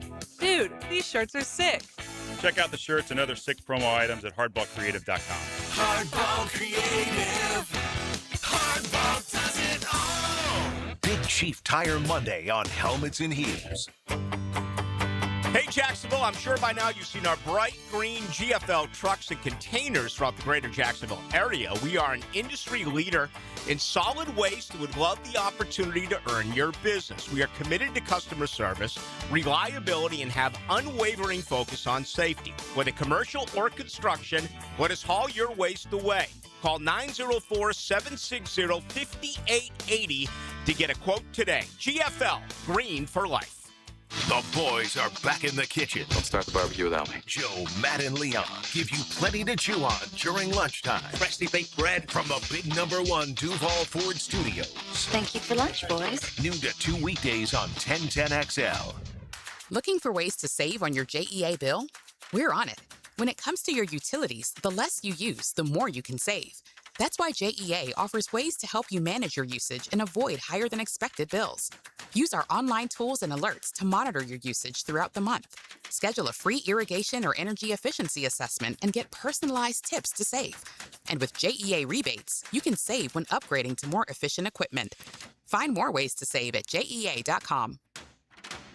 Home of the Jaguars. WJXL AM Jacksonville Beach. WJXL FM Jacksonville Beach. Hey there, poker players. The Poker Atlas Tour is bringing 7 action-packed poker events to Best Bet St. Augustine from June 18th to the 28th, including the $600 no-limit hold'em title event with a $200,000 guarantee. Plus, don't miss Event 1, a $300 no-limit hold'em tournament featuring a $100,000 guarantee. Satellites are happening now at Best Bet St. Augustine. Visit bestbetjacks.com for tournament structures and all the details. That's bestbetjacks.com. Memorial Day, friends, family, great food. It's what we look forward to all year. But when your septic system decides it wants to be part of the conversation, yeah, nobody wants that. Getting a pump out now is a smart move before things get, let's just say, uncomfortable. Duck Rooter, Northeast Florida's only master septic contractor. They've seen it all, and they get it right the first time. Right now, get $50 off septic tank pumping. Keep the memories, not the mess. When you're stuck, call the Duck. 904-862-6769 or duckduckrooter.com. I know you love sports, so why not take that passion and make a difference in your community as a volunteer coach with the YMCA? Whether it's soccer, basketball, volleyball, or flag football, the Y is always looking for positive role models to help kids grow in both skills and character. Even if you've got no coaching experience, that's fine. We'll provide the training. Step up, give back, and be the coach that makes a difference. To volunteer, visit your local Y or fcymca.org. Southwest Greens is the OG of artificial turf in North Florida. Stop mowing and start chipping or putting or just relaxing with a beautiful backyard, maintenance free. Log on to southwestgreensofjacksonville.com to see what they can do to your backyard. Brian and Angela Wall here with Window World. By now, everyone has heard about saving money on their energy bills. There are all sorts of things you can do to cut energy costs, but most people don't think about their windows. But Window World knows that the biggest energy loss in almost every home is the windows. There is more energy loss from old builder-grade windows than just about anything else in your home. You can upgrade your heating and air, your appliances. That's good too. But before you do all that, upgrade your windows to Window World's energy-efficient windows. Window World's windows are easy to clean, energy efficient, and have the best guarantee in the business. Window World's slogan is simply the best for less, and we mean it. You get great American-made windows, and you get to keep more of your money when you buy from Window World. Need any more reasons to buy your windows from Window World? Call them today and set up your free in-home estimate, or go online to windowworldneflorida.com. Window World, simply the best for less. Thank you for your business. Window World also offers energy-efficient doors. I'm Max Fink with your 1010XL Southeast Orthopedic Specialist local sports update brought to you by Gate Stores. The Florida Gators baseball team closed out the regular season with a sweep of the LSU Tigers, winning Saturday's game 15-11. The SEC tournament begins Wednesday for them as the Gators capture the 5th seed in this year's event. They finished with a 37-18 overall record. It's 86 degrees at 3 o'clock time and temp, brought to you by Bueller Air and Plumbing. Stay cooler with Bueller. 1010XL, presented by Farah & Farah, exclusive injury law firm of the Jacksonville Jaguars. Focused, fueled, fearless, Farah.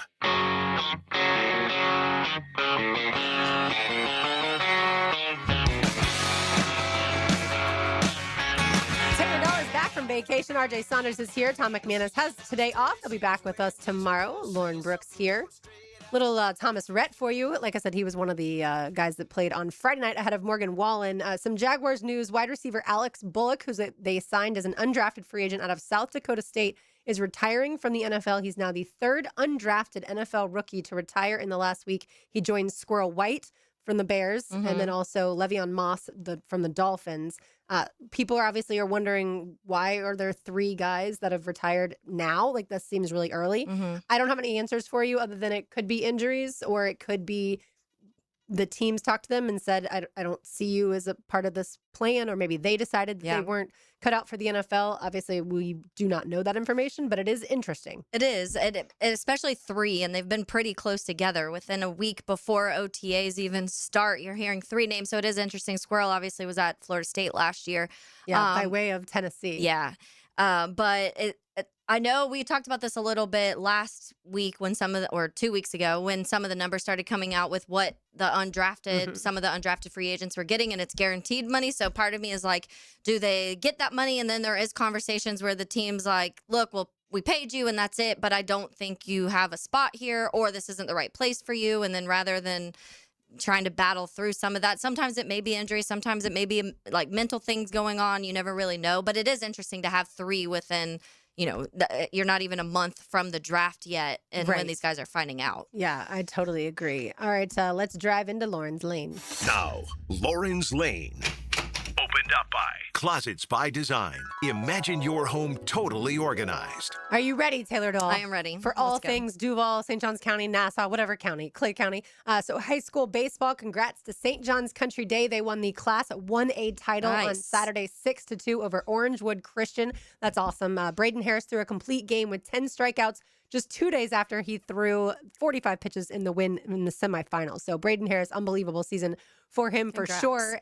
Then Union County won last week the rural class state title. This is wild. They scored 3 runs with 2 outs in the bottom of the 7th, and then they ended up beating Trenton 10-9 in 8 innings. So shout out to St. John's Country Day. Shout out to Union County. Super awesome. We always want to document when local teams are a part of a Final Four, but especially winning state title games. In Class 2A, Trinity Christian beat Lakeland Christian earlier today 7-2. So congrats. That's, of course, Daniel Murphy's brother, Jonathan Murphy. That's the head coach at Trinity Christian. They await the winner of True North. That sounds like a daughter's name of like a famous person.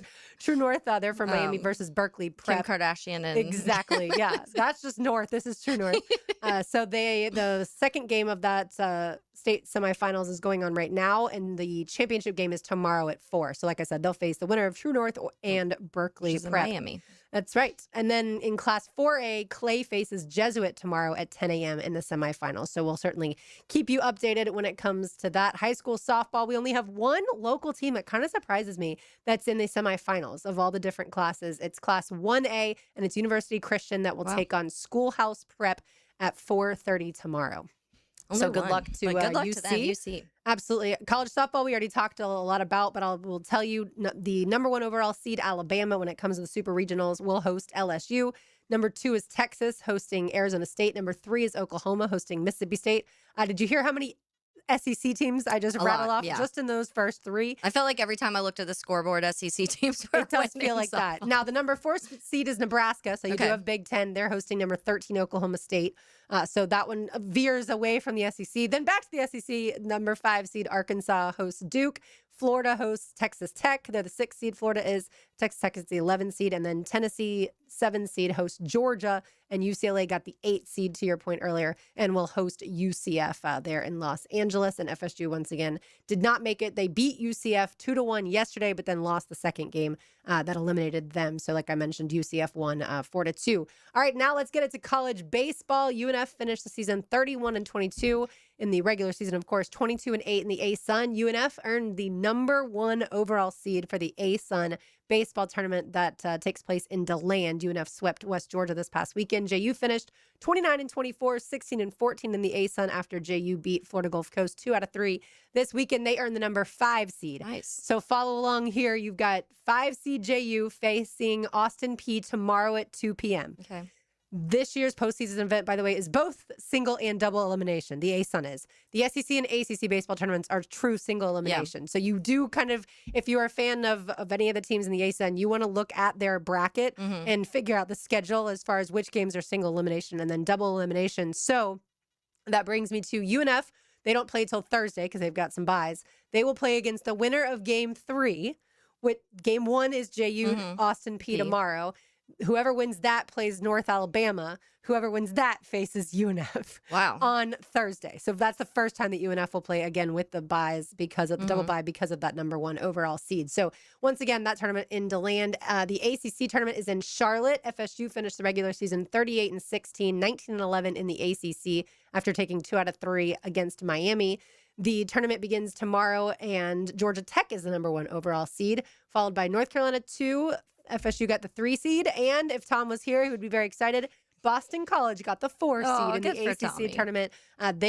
Those 4 teams all have double buys.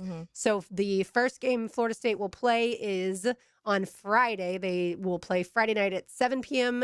The winner of Pitt Louisville, that's the first game. Whoever wins that will take on Wake Forest. Whoever wins that is who FSU faces. Oh, yeah. So, yeah, just chilling. So that double bye, I wonder because we've talked about the longer buys a lot in like Major League Baseball and the NFL. I wonder how they feel having like a double waiting, Sure. for two teams, and you're waiting to see who wins this one, then who wins this one, then you get your opponent. So I feel like it's a little bit of a wait, and some of those guys may want to go straight into it. Yeah, I think it depends on how you finish the regular season. Yeah. if you're coming into the tournament hot, you want to just keep playing. Like if we were talking about in the softball right now, Texas Tech, they'd probably be like, I want to keep rolling right now. Yeah, they obviously are in the super regionals, so they don't even have to worry about that. But yeah, I think it's a good question as far as how each coach would answer that. Florida swept LSU, scoring at least 11 runs in all 3 games. So LSU, clearly a down season, but man, their pitching was really bad. Yeah. Florida finished the regular season 37-18, 18-12 in the SEC. The SEC baseball tournament begins in Hoover, Alabama tomorrow. I've been to Hoover quite a few times for the SEC media days. It's a lovely place. Just kidding. Nothing against Hoover. There's just not a lot to do there. There's a lot more in Birmingham. Yeah, they lie and say Birmingham is not Birmingham. Right. People are like, oh, it's near Birmingham. I'm like, there's a difference. People, trust me. Southern Living is headquartered in Birmingham. The SEC tournament is in Hoover. Georgia got the #1 overall seed for the first time since 2008 in the SEC baseball tournament, which surprises me because they've had some really good seasons. As of late, Florida plays Wednesday at 2 p.m. against the winner of Vandy and Kentucky, and you can hear that game on 10:10 a.m. in the AM stream. So that Vandy-Kentucky game is tomorrow at 2 p.m., so we'll keep tabs on that tomorrow. But again, Florida will play on Wednesday. To high school flag football we go. Bowles and Tecoy Creek both had really good seasons, but both lost in the semifinals. But I did want to give them a shout out because that's amazing. Great. Oh yeah, great seasons. I love that. I love the local sports we talk about all the time and compliment, but the athletes that come out of Jacksonville, I feel like every year it's more and more that we're talking about whatever sport they're playing professionally somewhere. I mean, we're talking about it lacrosse right now. 2 guys playing at Notre Dame lacrosse, and so just from Jacksonville. So it's always cool to see and watch the guys that were born and raised here or just moved here and played school here go on and be successful at that next level too. And that flag football is this up and coming sport is awesome. It is growing massively. Yeah. Since you mentioned lacrosse, Flagler women's lacrosse did have such a great season. They did, though, on Friday lose 14-9 to the #2 team, Florida Southern, in the national quarterfinals. But still, unbelievable season, and they got to host some games in the NCAA tournament. Speaking of professional sports, Jacksonville Waves tipped off their season on Friday night. They did lose 103-95, but talk about a high-scoring, fun game. Certainly a big win for Donna Orender and Andy Kaufman and the like, because over 7,300 people were there. Where are they playing at the arena? Wow. Yeah, Jacksonville. That's awesome. Vistar Veterans Memorial Arena. I know they're home again this Saturday, so if you want to go, make sure you get your tickets because they did sell out this past Friday night. Former Bishop Kenny Starr and 2-time All News for Jacks Player of the Year, Jasmine Roberts, had 13 points for Charlotte. Unfortunately, she doesn't play for the Jacksonville Waves, but she played for Charlotte Crown. And then Reebok grad Renaya Davis had 9 points for the Jacksonville Waves. So yeah, I love that. And final note, congrats to Sporting Jacks for making the Gainbridge Super League playoffs in year 1. Sporting Jacks plays host to Carolina Ascent Football Club on Sunday at 5 p.m. at Hodges Stadium in the semifinals. Oh, that's can you breathe? Yeah, now I can breathe. And now everybody out there in 1010 land knows everything that has been happening. At least I try to get to everything, every single local sport that has been happening. So coming off of the series Florida just played, how you're confident that they can continue rolling? It's a good question. So Liam Peterson has been the day 2 starting pitcher for Florida. Aiden King's been the day 1, and he's been unbelievable all season long. And then Liam Peterson has had more of an up and down season, but he had a really good outing against LSU. Then again, it's that talent isn't isn't there this year for LSU as it normally is. So it's harder to tell, how he's going to do in the SEC tournament. But either way, Florida's bats have come to life, and so that's the exciting part. You had a guy in Hayden Yost have 3 home runs in 1 game. Again, LSU starting pitching isn't what it normally is. How much was it that bad pitching compared to the bats really coming alive? Exactly. Well, as you'll see soon. Right. Absolutely. Yeah. So I love, you know this about me, but I love when we get to SEC tournament time when it comes to softball and baseball. Yeah. There's just so much fun. So much fun. Right. And now, obviously, when softball, we've moved beyond that. Now there's only 16 teams left. Like, this is when the rubber meets the road, as they say. And then next stop is Omaha. So, Yeah. And it's almost a lot time to of get good our stuff. Rocco's guy on then. That's right. We're going to talk people that Jell-O don't shots. remember. In Vegas, we got when we were up there for, I don't remember, the first or second time we were That third. was I don't remember. It was the time we went in the August, summertime. Yeah. because I remember how hot it was when we were at the pool. And he had the Rocco's hat on, and I was like, "Oh, that's the Rocco's hat. That's kind of cool." So I just complimented it, and come to find out, he's the owner, and he started this whole Jell-O shot thing. So he said he'd come on and chat with us about how everything began and just how love crazy it. and chaotic it gets. We've seen now at this point, celebrities are going. Paul Skeens went last year yeah. and bought a ton of Jell-O shots. So it's just a cool story. But you add that onto all of the baseball storylines, and it's really fun. It is. And look, you said it earlier as far as having such really good athletes right around here. And I mean, think of one day, like knowing someone that's going to play in Oklahoma City for the Women's College World Series, or Omaha, obviously, for the baseball tournament. Like, that's just unbelievable. And and we produce those types of athletes. All right, more to do on the other side. We want to talk a little bit of Deion Sanders and Travis Hunter, the birthday boy. You are listening to Helmets and Heels on a Big Chief Tire Monday on 1010XL 92.5 FM. 1010XL takes you behind the microphone. Do you think I understand a word you say? Dan Hicken and Jeff Prosser. Get these cuffs off. Leave the cuffs on now. Get them off. Leave them on. Oh, boy. The Drill. So I guess that makes us partners. Mornings on 1010XL. The new MVP of lunch has arrived. Firehouse Subs Steak and Cheese Melt. USDA Choice Flame-Seared Steak, sauteed red and green bell peppers, caramelized onions, melted provolone cheese, and mayo on a toasted sub roll. Steak and Cheese Melt only at Firehouse Subs. It's a Helmets and Heels Big Chief Tire Monday. This is Mark Nato. My son Justin injured his hand playing baseball for JU.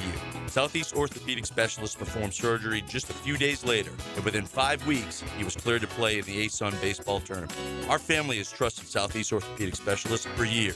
For any orthopedic injury, let Southeast orthopedic specialists take care of you too. Relieve pain and get back to life. Southeast Orthopedic Specialists. Make more birdies with pointers from the pros on Brunch with the Tour with Dan Hicken and Jeff Prosser. Tour news, tips, and inside info. Teed up on Clearwater Irrigation and North Florida Medical Centers. Tuesday morning at 8:30. Instant Keys. You don't have to go to the dealer. Instant Keys comes to you.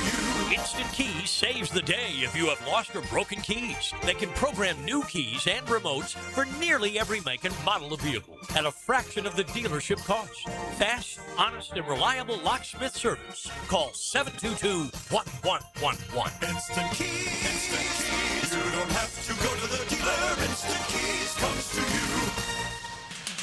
Hey, Jacksonville, listen up. Termite swarms are active right now, and once they get inside, damage can happen fast. Termites don't knock. They silently attack the structure of your home, leaving behind costly repairs and long-term headaches.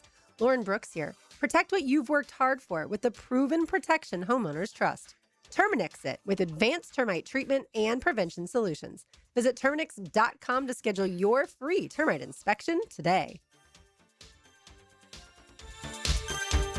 Are you looking for a place to outfit your truck or van? It's Catlin Truck Accessories. For 105 years and 4 generations, Catlin is the name you can count on.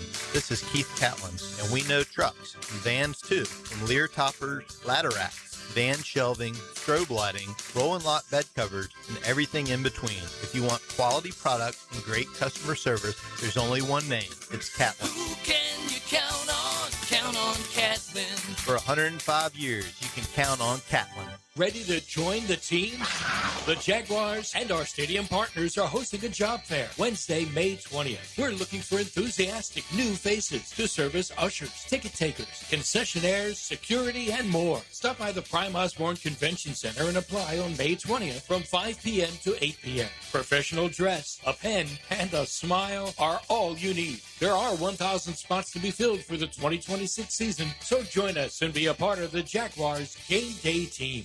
This is Hacker, and I'm a firm believer in the power of a floral arrangement delivery from the experts at Kuhn Flowers. It's just like magic. Why not surprise your best friend today? On the phone, in person, or online? Kuhn Flowers does it all. Hey, it's Greg. So, quick update on my path to lose 40 by the 4th with Awaken 180. 2 weeks in, and honestly, it's been outstanding. I'm already down 13 pounds. Had to tighten the belt a notch. friends and coworkers here at 1010XL are starting to notice. You know, it's funny nowadays when somebody loses weight, everybody just kind of assumes, oh, you're doing the shots. Well, nah, that wasn't for me. I didn't want injections, pills, supplements, or chemicals just to kill my appetite. I needed a real lifestyle change, learning better habits with an actual coach and a real plan. Because here's the thing. I'm busy, I'm always on the road, and it's easy to grab whatever's fast and convenient. But I finally decided to stop making excuses, especially after finding out I'm going to be a grandpa. And that lose 40 by the fourth concept was just the push I needed, and it's working. I'm eating, losing weight, and actually enjoying the process. How often do you hear a guy say that? So do it with me. Call today, and today is the perfect time to start getting healthy with a custom weekly plan. Call 844-346-1800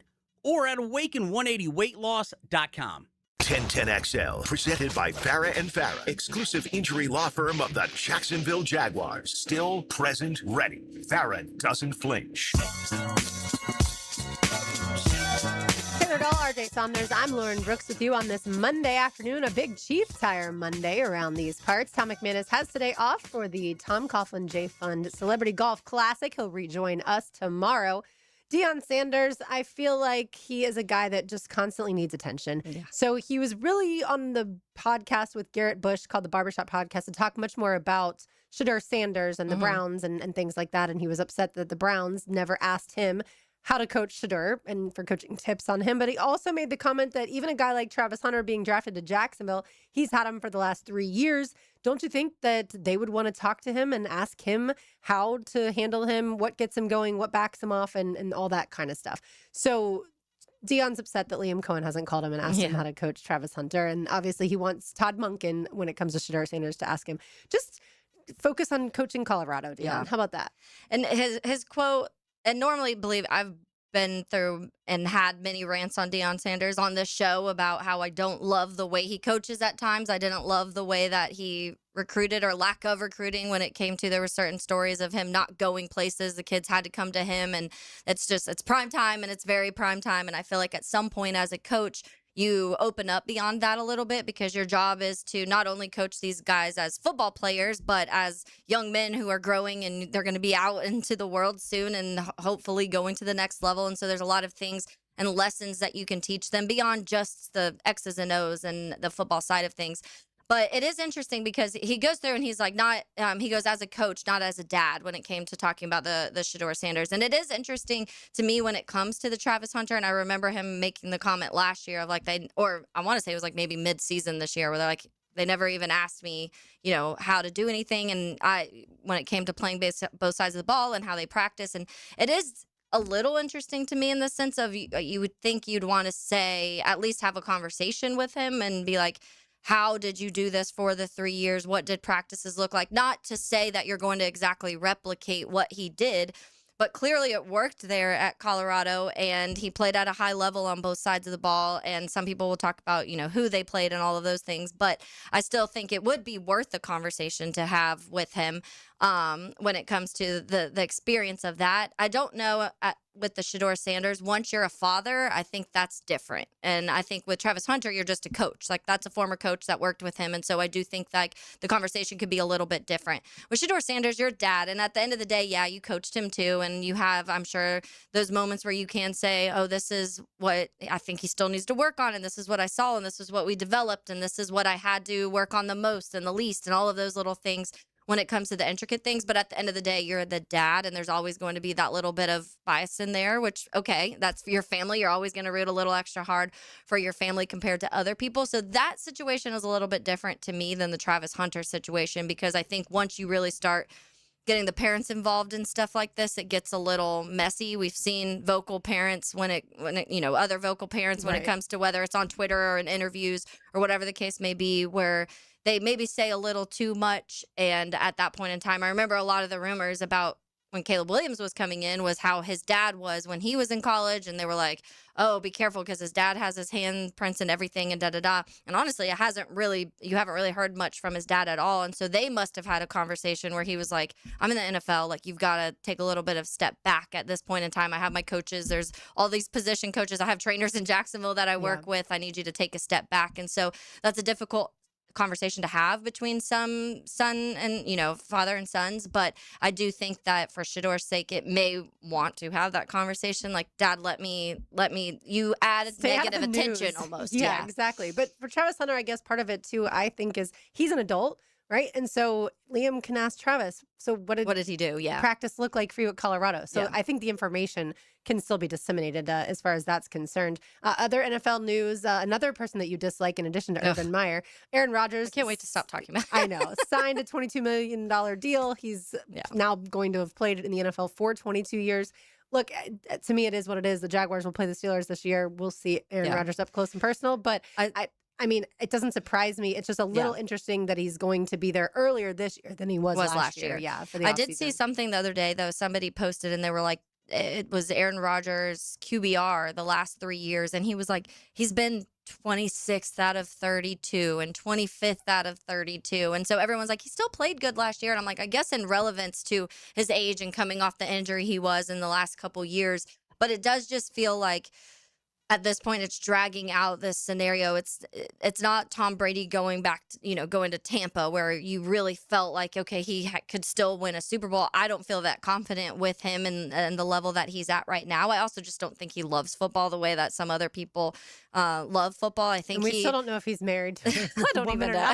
No, I always joke that it's like a mountain or a tree that he's married to. But it's going to be a storyline because when it gets to that age in general, when you're playing 20 plus years, that's a big storyline. The Pittsburgh Steelers are always going to be a storyline because they're just one of those franchises that get talked about. And then now it's without Mike Tomlin. What does that look like? Because how many years now have we been saying they're above 500? Like, give credit to Mike Tomlin, because since Roethlisberger left and this just whirlwind of quarterbacks that couldn't play whatsoever, he was still keeping them, above 500 and sliding into the playoffs most years. And so it will be interesting without Mike Tomlin what that looks like. And 100%. I think that'll be a fun one for this year. Yeah, and obviously it's a reunion between Rodgers and McCarthy, but we thought they didn't like each other the last time they were together, so who knows? By the They'll way, be fighting by week 5. Exactly. For all you Gator fans out there, tonight on SEC Network, they're going to air All Access, the Florida Spring football game. So that way fans who didn't necessarily get to go to the game will get that behind-the-scenes look at the Orange and Blue game.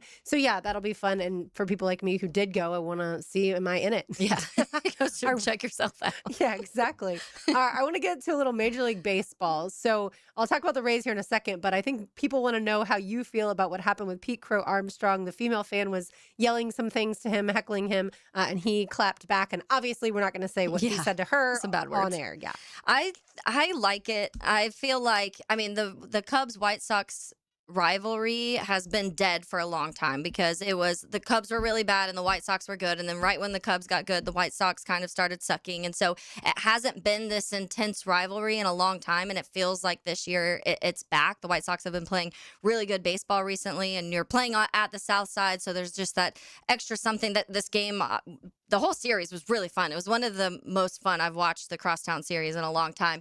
So it doesn't bother me. I know some people probably don't like the words he used, but she was chirping the whole time. There's the videos posted first were just her kind of going after him the entire game, and then he ended up trying to make this diving catch, which would have been an insane catch if he actually made it, but he ended up not, and so she kind of was going on, and then he finally chirped back. So it was a whole game of build up that she was just kind of going after him, and he came back. It doesn't bother me. To me, it adds, like, it's just kind of fun, and not for her or him, because there's people on each side. Like, some people are going after him of, you shouldn't say this, and da-da-da, and some people are going after her, like, why are you this whole entire game, and what were you saying to really trigger him in that moment? Get a life, then there's people no wouldn't have even probably said something. Yeah, it's obviously what he decided to say, and again, we are not going to be able to tell you what he said. You can look that up for yourselves. But yeah, the Cubs and the White Sox had a 3-game series, and the White Sox took 2 of them, took 2 or 3, and that last game when was the heckler was extra a inning walk-off homer. Yeah. Okay, so yeah, there's definitely some juice. That was very fiery. The whole series was, just because it is, like I said, it hasn't been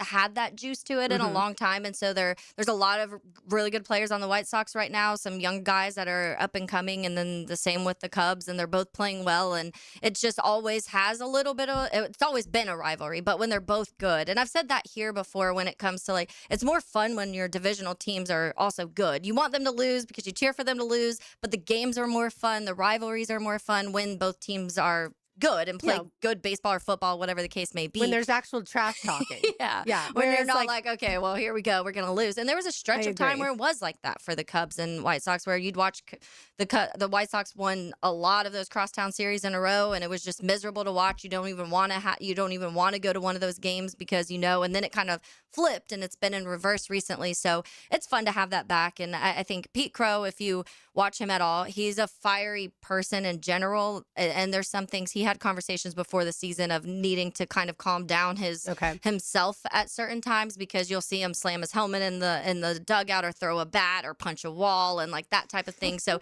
he's had conversations vocally of like, it's something I'm working on mentally to get myself to not get so worked up easily. And so I do think because of the way that series was going, and I don't know what she was saying, who knows, sometimes certain things trigger certain people and players. And Absolutely. we've heard other times where it's not good things being said or yelled at these players whatsoever. And so I don't know if it was anything crazy, but it definitely worked him up enough to where he just reacted. Yeah, it's kind of like the USA chants at Rory yesterday at the PGA Championship, and he ended up having the guest taken off the course. Yeah. So everything fires people up in different ways, for sure. The Rays are the first. At least he didn't punch her like DK Metcalf punched the guy. Also true. Don't punch people. Although he didn't face any suspension for that, which is good, I suppose.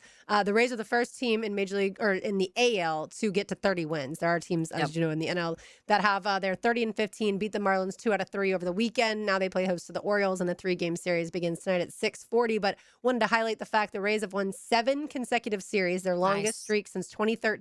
And Shane McClanahan, who we talk about all the time, scoreless inning streak now up to 21 2/3 innings. That's a fun story. I'm super excited for his ability to, just the mental toll that it takes too from 2 Tommy Johns. He has the 3rd longest active streak in the majors. And before we go, we can't go all the way around the sports world and not mention the NBA Final Four.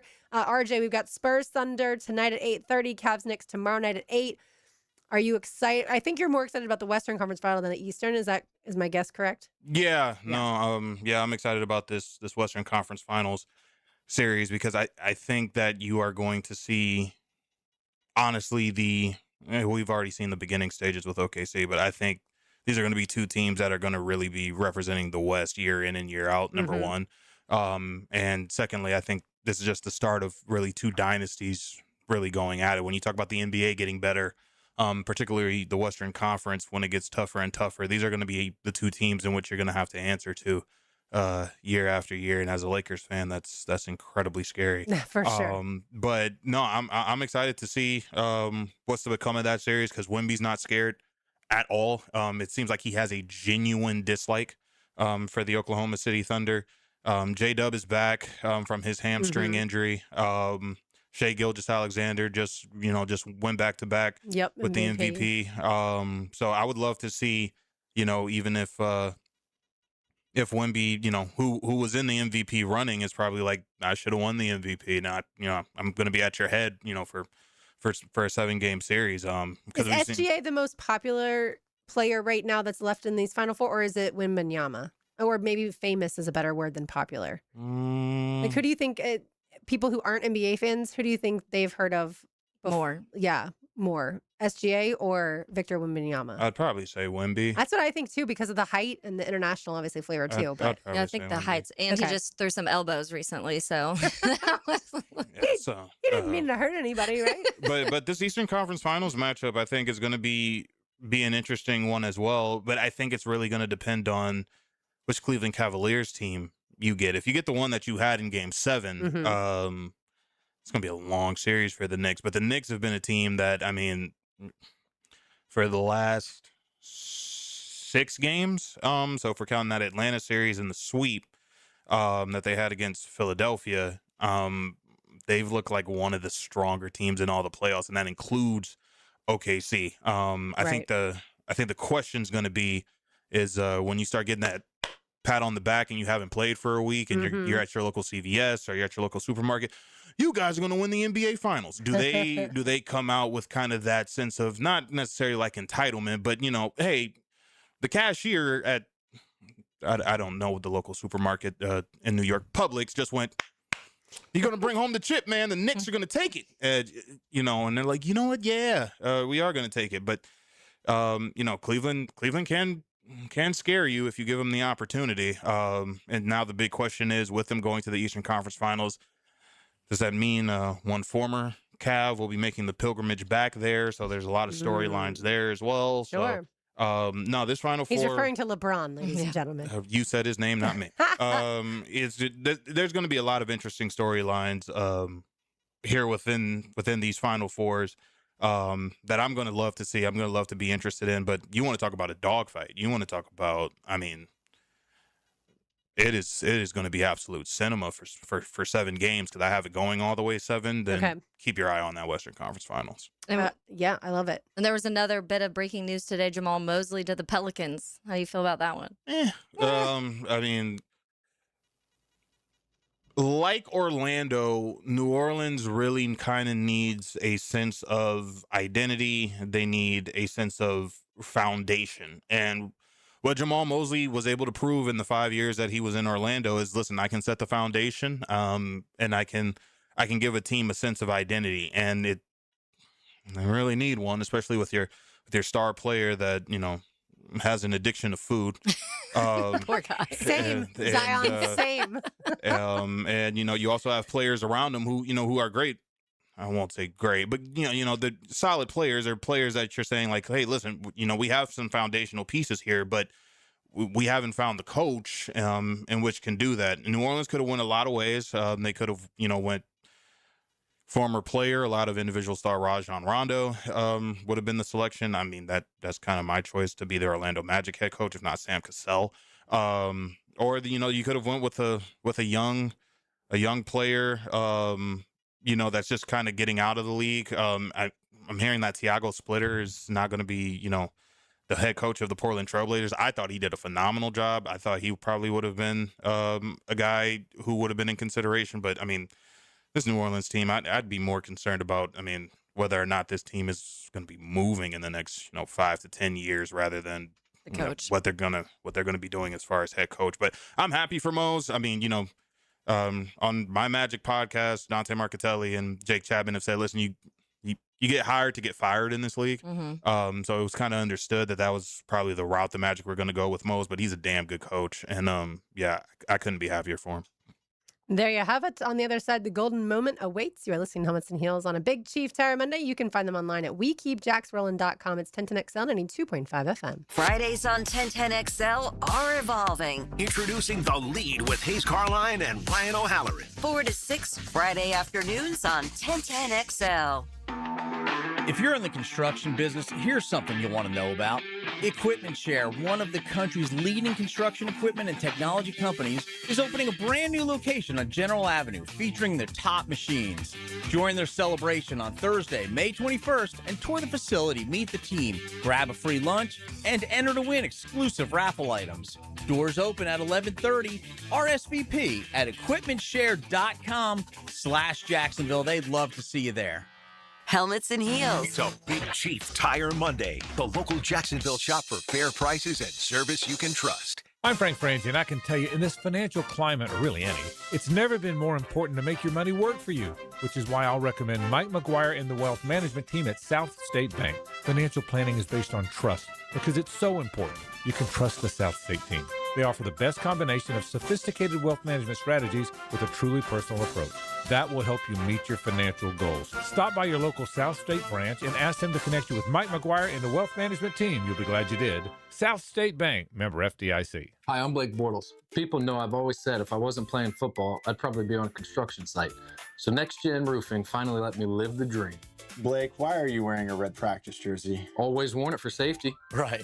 Well, around here, the red jersey means you're the new guy, so you're in charge of garbage cleanup. Perfect. I love garbage time. Always excelled in it. It's not exactly what I meant. Good thing Next Gen Roofing has real pros handling everything from family homes to large commercial buildings.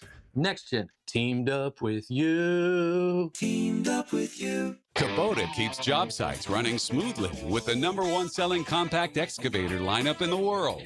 Reliable, capable, and backed by strong dealer support. Stop by today and power up your crew. Right now, bring home select Kubota excavators with 0% financing available or save up to $7,000. Now through June 30th, see store or go to KubotaUSA.com/disclaimers for full disclaimer. Coastal Equipment on New Kings Road and in McClenny. Hey gang, Hicken here. Let's talk skin. It's May, which means the oven is on. It's also National Skin Cancer Awareness Month. Bottom line, take care of your skin. Protect it like your life depends on it because, well, it does. Use the sunscreen, wear the hat, put on the shirt. Keep yourself protected. To ensure your skin is in top-notch shape, you can always rely on my doc, the Beaches Dermatology. Been going to them for years. And my skin thanks me for it. Book your appointment today at beachesdermatology.com. In this age of globalization, we've learned that bigger isn't always better. Ever tried to get phone help from a big corporation? From a real person? Good luck. That is what's so nice about Mike Merritt's Heating and Air. Unlike publicly traded conglomerates with headquarters in faraway cities, Mike Merritt's Heating and Air remains family-owned and operated by Mike, your neighbor. Mike Merritt has delivered hometown service, integrity, and pricing for generations. The big guys incentivize their techs to sell you new equipment. Mike's team emphasizes repair first. We only sell you equipment if your current equipment is worn out and beyond repair. And let's be honest about price. Small operations without much overhead can sometimes lowball your job, but you can't trust just anyone with a truck. They may be here today and gone tomorrow. Mike Merritt has been keeping North Florida cool for more than 3 decades. That's experience and dedication you can count on. Call today or see us on the web. Florida license number CAC 050384. 1010XL, presented by Farah and Farah, exclusive injury law firm of the Jacksonville Jaguars. When it's team time, Farah doesn't flinch. Now, the Monahan's golden moment. Monahan Jewelers in Atlantic Beach, your local family jewelers. Golden moment for today. Mike Duraco joining us earlier when he was chatting about his story and Devon Hamilton and everything he went through with that back infection. You hear the word paralysis and you have to be absolutely terrified in that moment hearing that word. And there's a lot of, we talk about the cancer word being that also, but in this moment you don't know. And especially you're a person who your whole life has been football and being an athlete and moving, and you have a new baby and you're trying to do all of these things and hearing that word. So really good story. If you have not heard it, go read it on ESPN.com. Really good story of just kind of everything Devon went through this time. We were just hearing a lot about it, and it's been a few years. It happened back in 2023. So, and I love that he wanted to share it to help others. Like, and even though it's super rare, but if anyone else is going through something like this is what I went through. I thought that was really special. Yeah, and because there are things like that where you don't know, little things. You just think it's a backache, or you think it's this, or even sometimes you go to the doctors and the doctors don't know because they, you the tests are inconclusive or whatever the case may be. I've had friends who have had multiple circumstances in different areas of different types of medical things, but where it took the 4th or 5th doctor to finally figure out what something, what a particular thing is. And so this, maybe if you are aware of it, you could say, hey, I read the story and these are similar things that I'm going through, and it can help you. I mean, to not be able to walk and, you read about the excruciating pain that he was in and things like that. I mean, it is a miracle that he was not able to just walk, but also play football at the level that he was able to play last year. Yeah, for sure. Really fun for him. And we talked about the batted pass, and he got to be a long snapper. And so a fun season for Devon, in a time where he probably at one point, there was probably thoughts crossing his mind of, I don't know if I'm going to be able to walk, let alone play, or play football, let alone either of these things in my future. So really, I mean, Devon's so easy to root for anyways. And so this story, just kind of seeing everything that him and his wife and have gone through, was really cool read, just to see the outcome of the positive side of things. It's always fun. Ace is probably almost 3. 3, I know. That's so crazy. I wanted to share one note that I saw, because this storyline will probably follow at least semi closely, just because of the local ties here. But Arizona Cardinals quarterback Jacoby Brissett is not present at his team's as they begin their first practice of voluntary OTAs. The starting quarterback has been staying away as he seeks a raise for 2026. And the relevance for that is Carson Beck got drafted by the Arizona Cardinals this year. Gardner Minshew also there.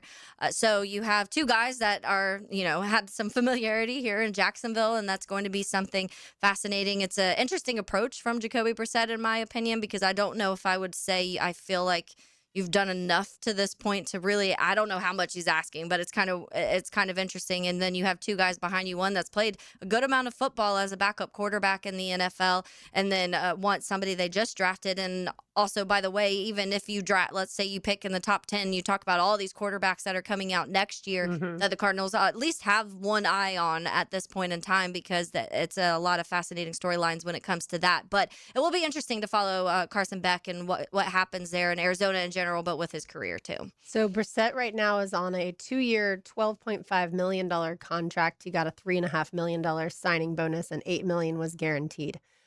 So for the average person, we'd all take 2 years, $12.5 million. But for him, he's like, I'm a starting quarterback. But if he is going to be the starting quarterback salaries are, for the good ones, are obviously now into the $50 million per year range. So I'm not surprised that he's holding out a little bit. And yeah, he's not necessarily one of the best quarterbacks, but I would say he does deserve, again, if he's going to be the starting quarterback, he does deserve more money than that. Last year, he had almost 65% completion percentage, 23 touchdowns, 8 interceptions.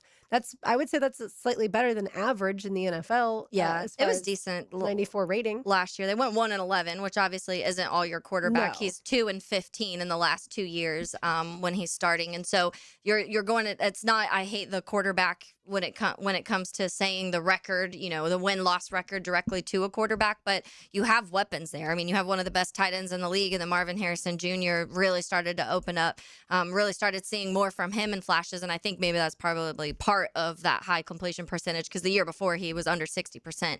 But yeah, I mean, I get asking for more, but I also feel like maybe win the battle, Sure. win the QB battle first. But he's like, just in case I don't win that QB battle, Let me get some money. Let me ask for the money. And shout out to Joe Cowart for this tweet.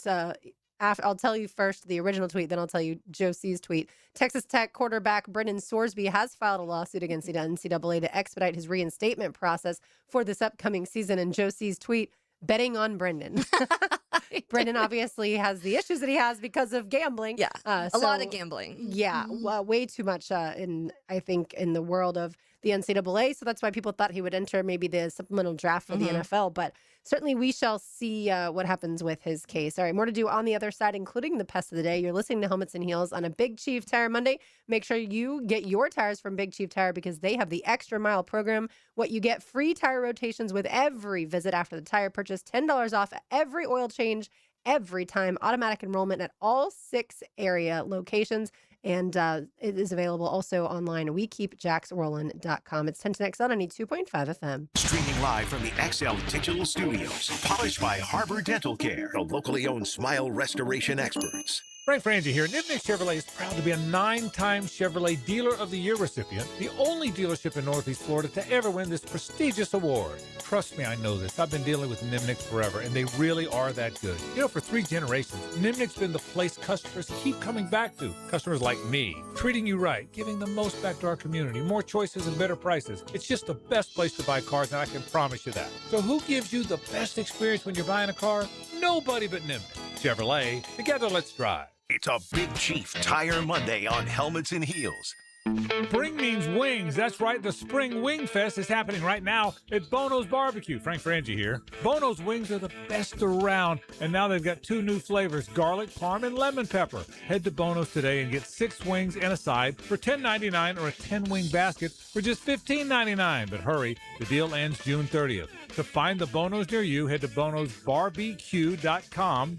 That's bonosbarbq.com. And remember, if you don't see a pit, it ain't legit. Hacker here. How many of of you remember hearing about 40 by the 4th last year? Thought about making the call to Awaken 180 and then didn't? Then Independence Day rolled around, you hadn't lost a pound, kicking yourself for not pulling the trigger when you heard the ad. I've been there on plenty of other stuff in life, so no judgment. But here's the difference this year. Awaken 180 just launched Reclaim, a 10-week plan with a real start, a real finish line, and one clear goal: 40 pounds by the 4th. Not eventually, 10 weeks mapped out, and then free support for life. You all know my results with Awaken 180. You can have the same. Celebrate Independence Day 40 pounds lighter, cold beer, and a burger in hand, thanking yourself that you made the call to Awaken 180. And you won't be the only one. Hayes has a buddy jumping on board, and our sales guy Greg just told me he is making this his year. Call 844-346-1800 or online at awaken180weightloss.com. Frank Ranger here with Coach Delaney from Coil Fencing. You've been building winning teams at Fletcher for years. How does that correlate with installing fences here in Northeast Florida? Well, Frank, at Coil Fencing, we like to take the coach approach. Implement a game plan and execute it on the field. That's been our winning recipe for 99 years. And you tackle more than fences, right? Absolutely. We also service and install automatic gates, perfect for multifamily communities, your business, or residents. The best defense is a good offense. Visit CoilJacks.com. That's COYLE Jacks.com. Hello, First Coast. I'm sure by now you have seen our bright green GFL trucks and containers throughout the greater Jacksonville area. We're an industry leader in solid waste and would love the opportunity to earn your business. We're committed to customer service, reliability, and have an unwavering focus on safety. Whether commercial or construction, let us haul your waste away. Call 904-760-5880 to get a quote today. From GFL, Green for Life. Do you want to grow your career with a company that's committed to growing with you? Florida Home AC has aggressive plans to double their workforce, and they're looking for determined, resourceful people with initiative. Just log on to floridahomeac.com/careers to find out more. This is Hayes Carlion for First Florida Credit Union. I went to the branch on 210 to get my car loan and had a fantastic experience. I got a great rate and was in and out. The online banking services are also outstanding. Depositing checks through the mobile app is fast and efficient. First Florida Credit Union was voted Best Credit Union in the Best of Bold City Community Choice Awards for 3 years running, and it's easy to see why. You need to be banking with First Florida Credit Union. They're enriching people every day. Federally insured by NCUA, Equal Housing Opportunity Lender. 1010XL, presented by Farah and Farah, exclusive injury law firm of the Jacksonville Jaguars. Focused, fueled, fearless, Farah.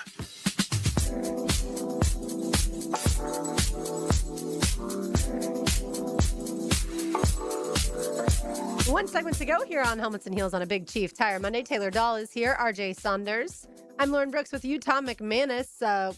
We'll share what he just told us and then talk more about it tomorrow. He said the Tom Coughlin J Fund raised $1.4 million between last night and today. That's absolutely a round of applause. Amazing. RJ, that's so incredible. The generosity of people. Obviously, I heard all about the gala this morning from Hicken and ET who went last night, and then we saw pictures of Liam Cohen and his wife there, which I think is great. Yeah, and I know the Jaguars are a big part of it every year.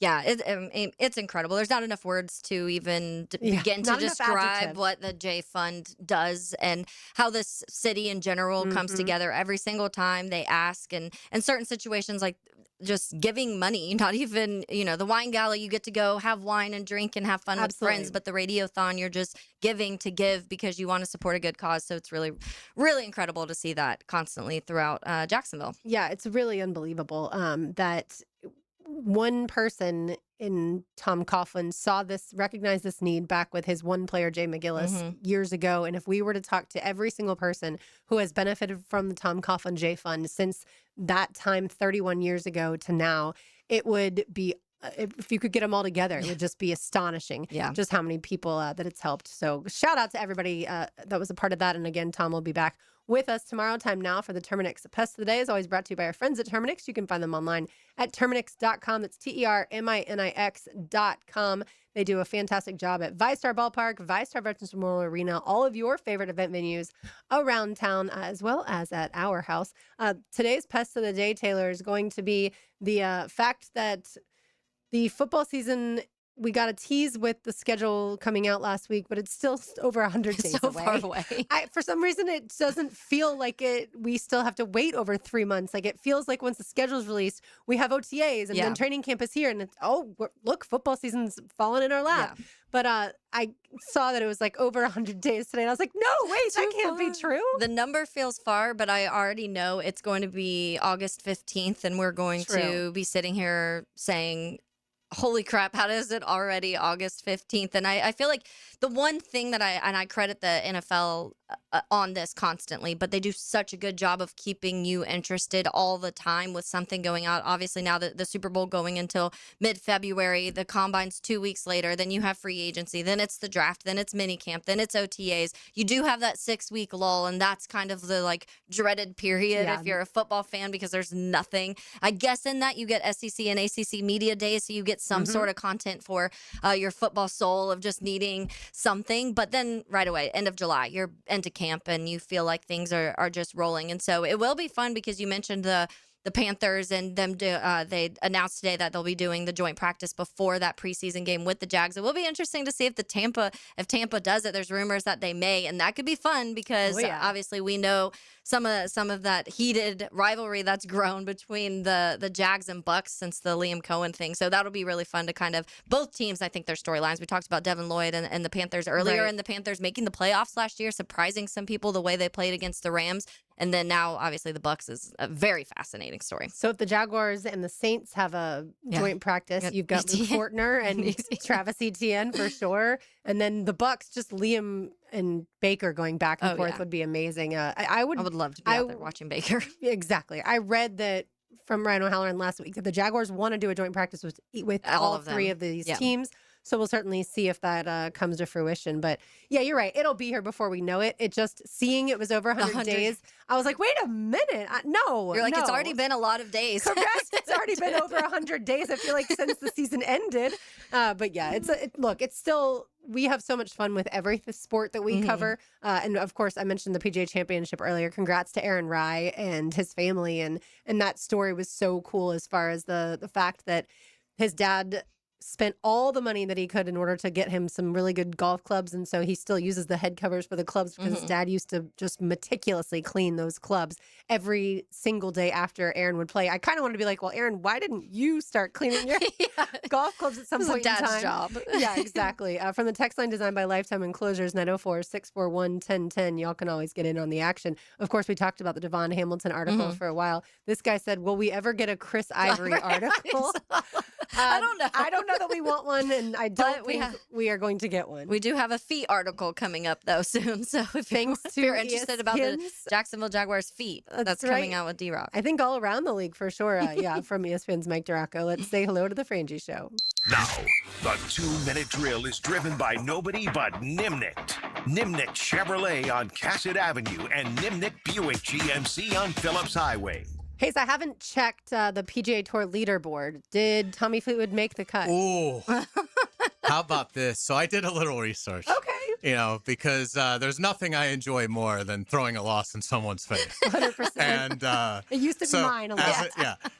You've been on the receiving end of a few of those. I was in Denver getting texts that y'all were discussing my loss in the PGA Championship. That was when Scheffler missed the cut, and he was like unbelievable. Yeah, so Fleetwood missed the cut. Not to bring up old stuff. Fine. Now let's make fun of Frank. We've had our recollection. So Tommy Fleetwood, who Frank said he took on Thursday. Okay. Or Wednesday. Yeah, Wednesday. Because of the high floor. You can always count on him to finish top 10 because in this bet, you just don't want to be last. Yeah. Right. Tommy Fleetwood had not missed a cut in 11 months. And missed it at the PGA Championship. And Frank was good enough to go get his bonus today, which we certainly appreciate. So JJ was great. He took Ludwig Oberg, who obviously was T4th. I took Cameron Young, who wasn't spectacular, but was even par, finished like T26. He got me the second. That's right. Which is all. And he got you lunch. Yeah, all that matters. So, yeah. So at this point, I think Frank might be the problem. He had a withdrawal during right. We're having some issues he's had a rough start to the golf season. But he has Fridays off. He does. Yes, Fridays. And look, now he's got the number one pick. and the NBA Finals is a Monday. So I have to assume that SGA will be playing for Team Frangie, but we'll see what he elects to do. But we'll see. We'll talk about that coming up on the Frangie Show. We'll get Frank's thoughts on the schedule. We just did our schedule video, so it should be coming out soon. And so we'll talk about the schedule. We'll talk about some college football as well. So lots of good stuff coming up on the Frangie Show. Awesome. I enjoyed the lead on Friday with thank you you and so Brandon much. Halloran, and obviously Mark Long and Kai Stevens as well joining you guys. It was great. Thank you so much. Yeah, we had a great time and looking forward to this Friday. But we've got 4 shows to get through before we get to Friday. All right. Sounds Thank you, good. guys. Thanks, Hayes. All right, Tom back with us tomorrow. And Yes, once again, we're congrats finally to the back Jays together. winner. That's right. We'll be back together Tuesday, Wednesday, and Thursday of this week. And then I have Friday off. Yes. For a long weekend. We get a few days. Yeah. But like you said, we'll have 3 days together. For Taylor Dahl, for the vacationing Tom McManus, for RJ Saunders.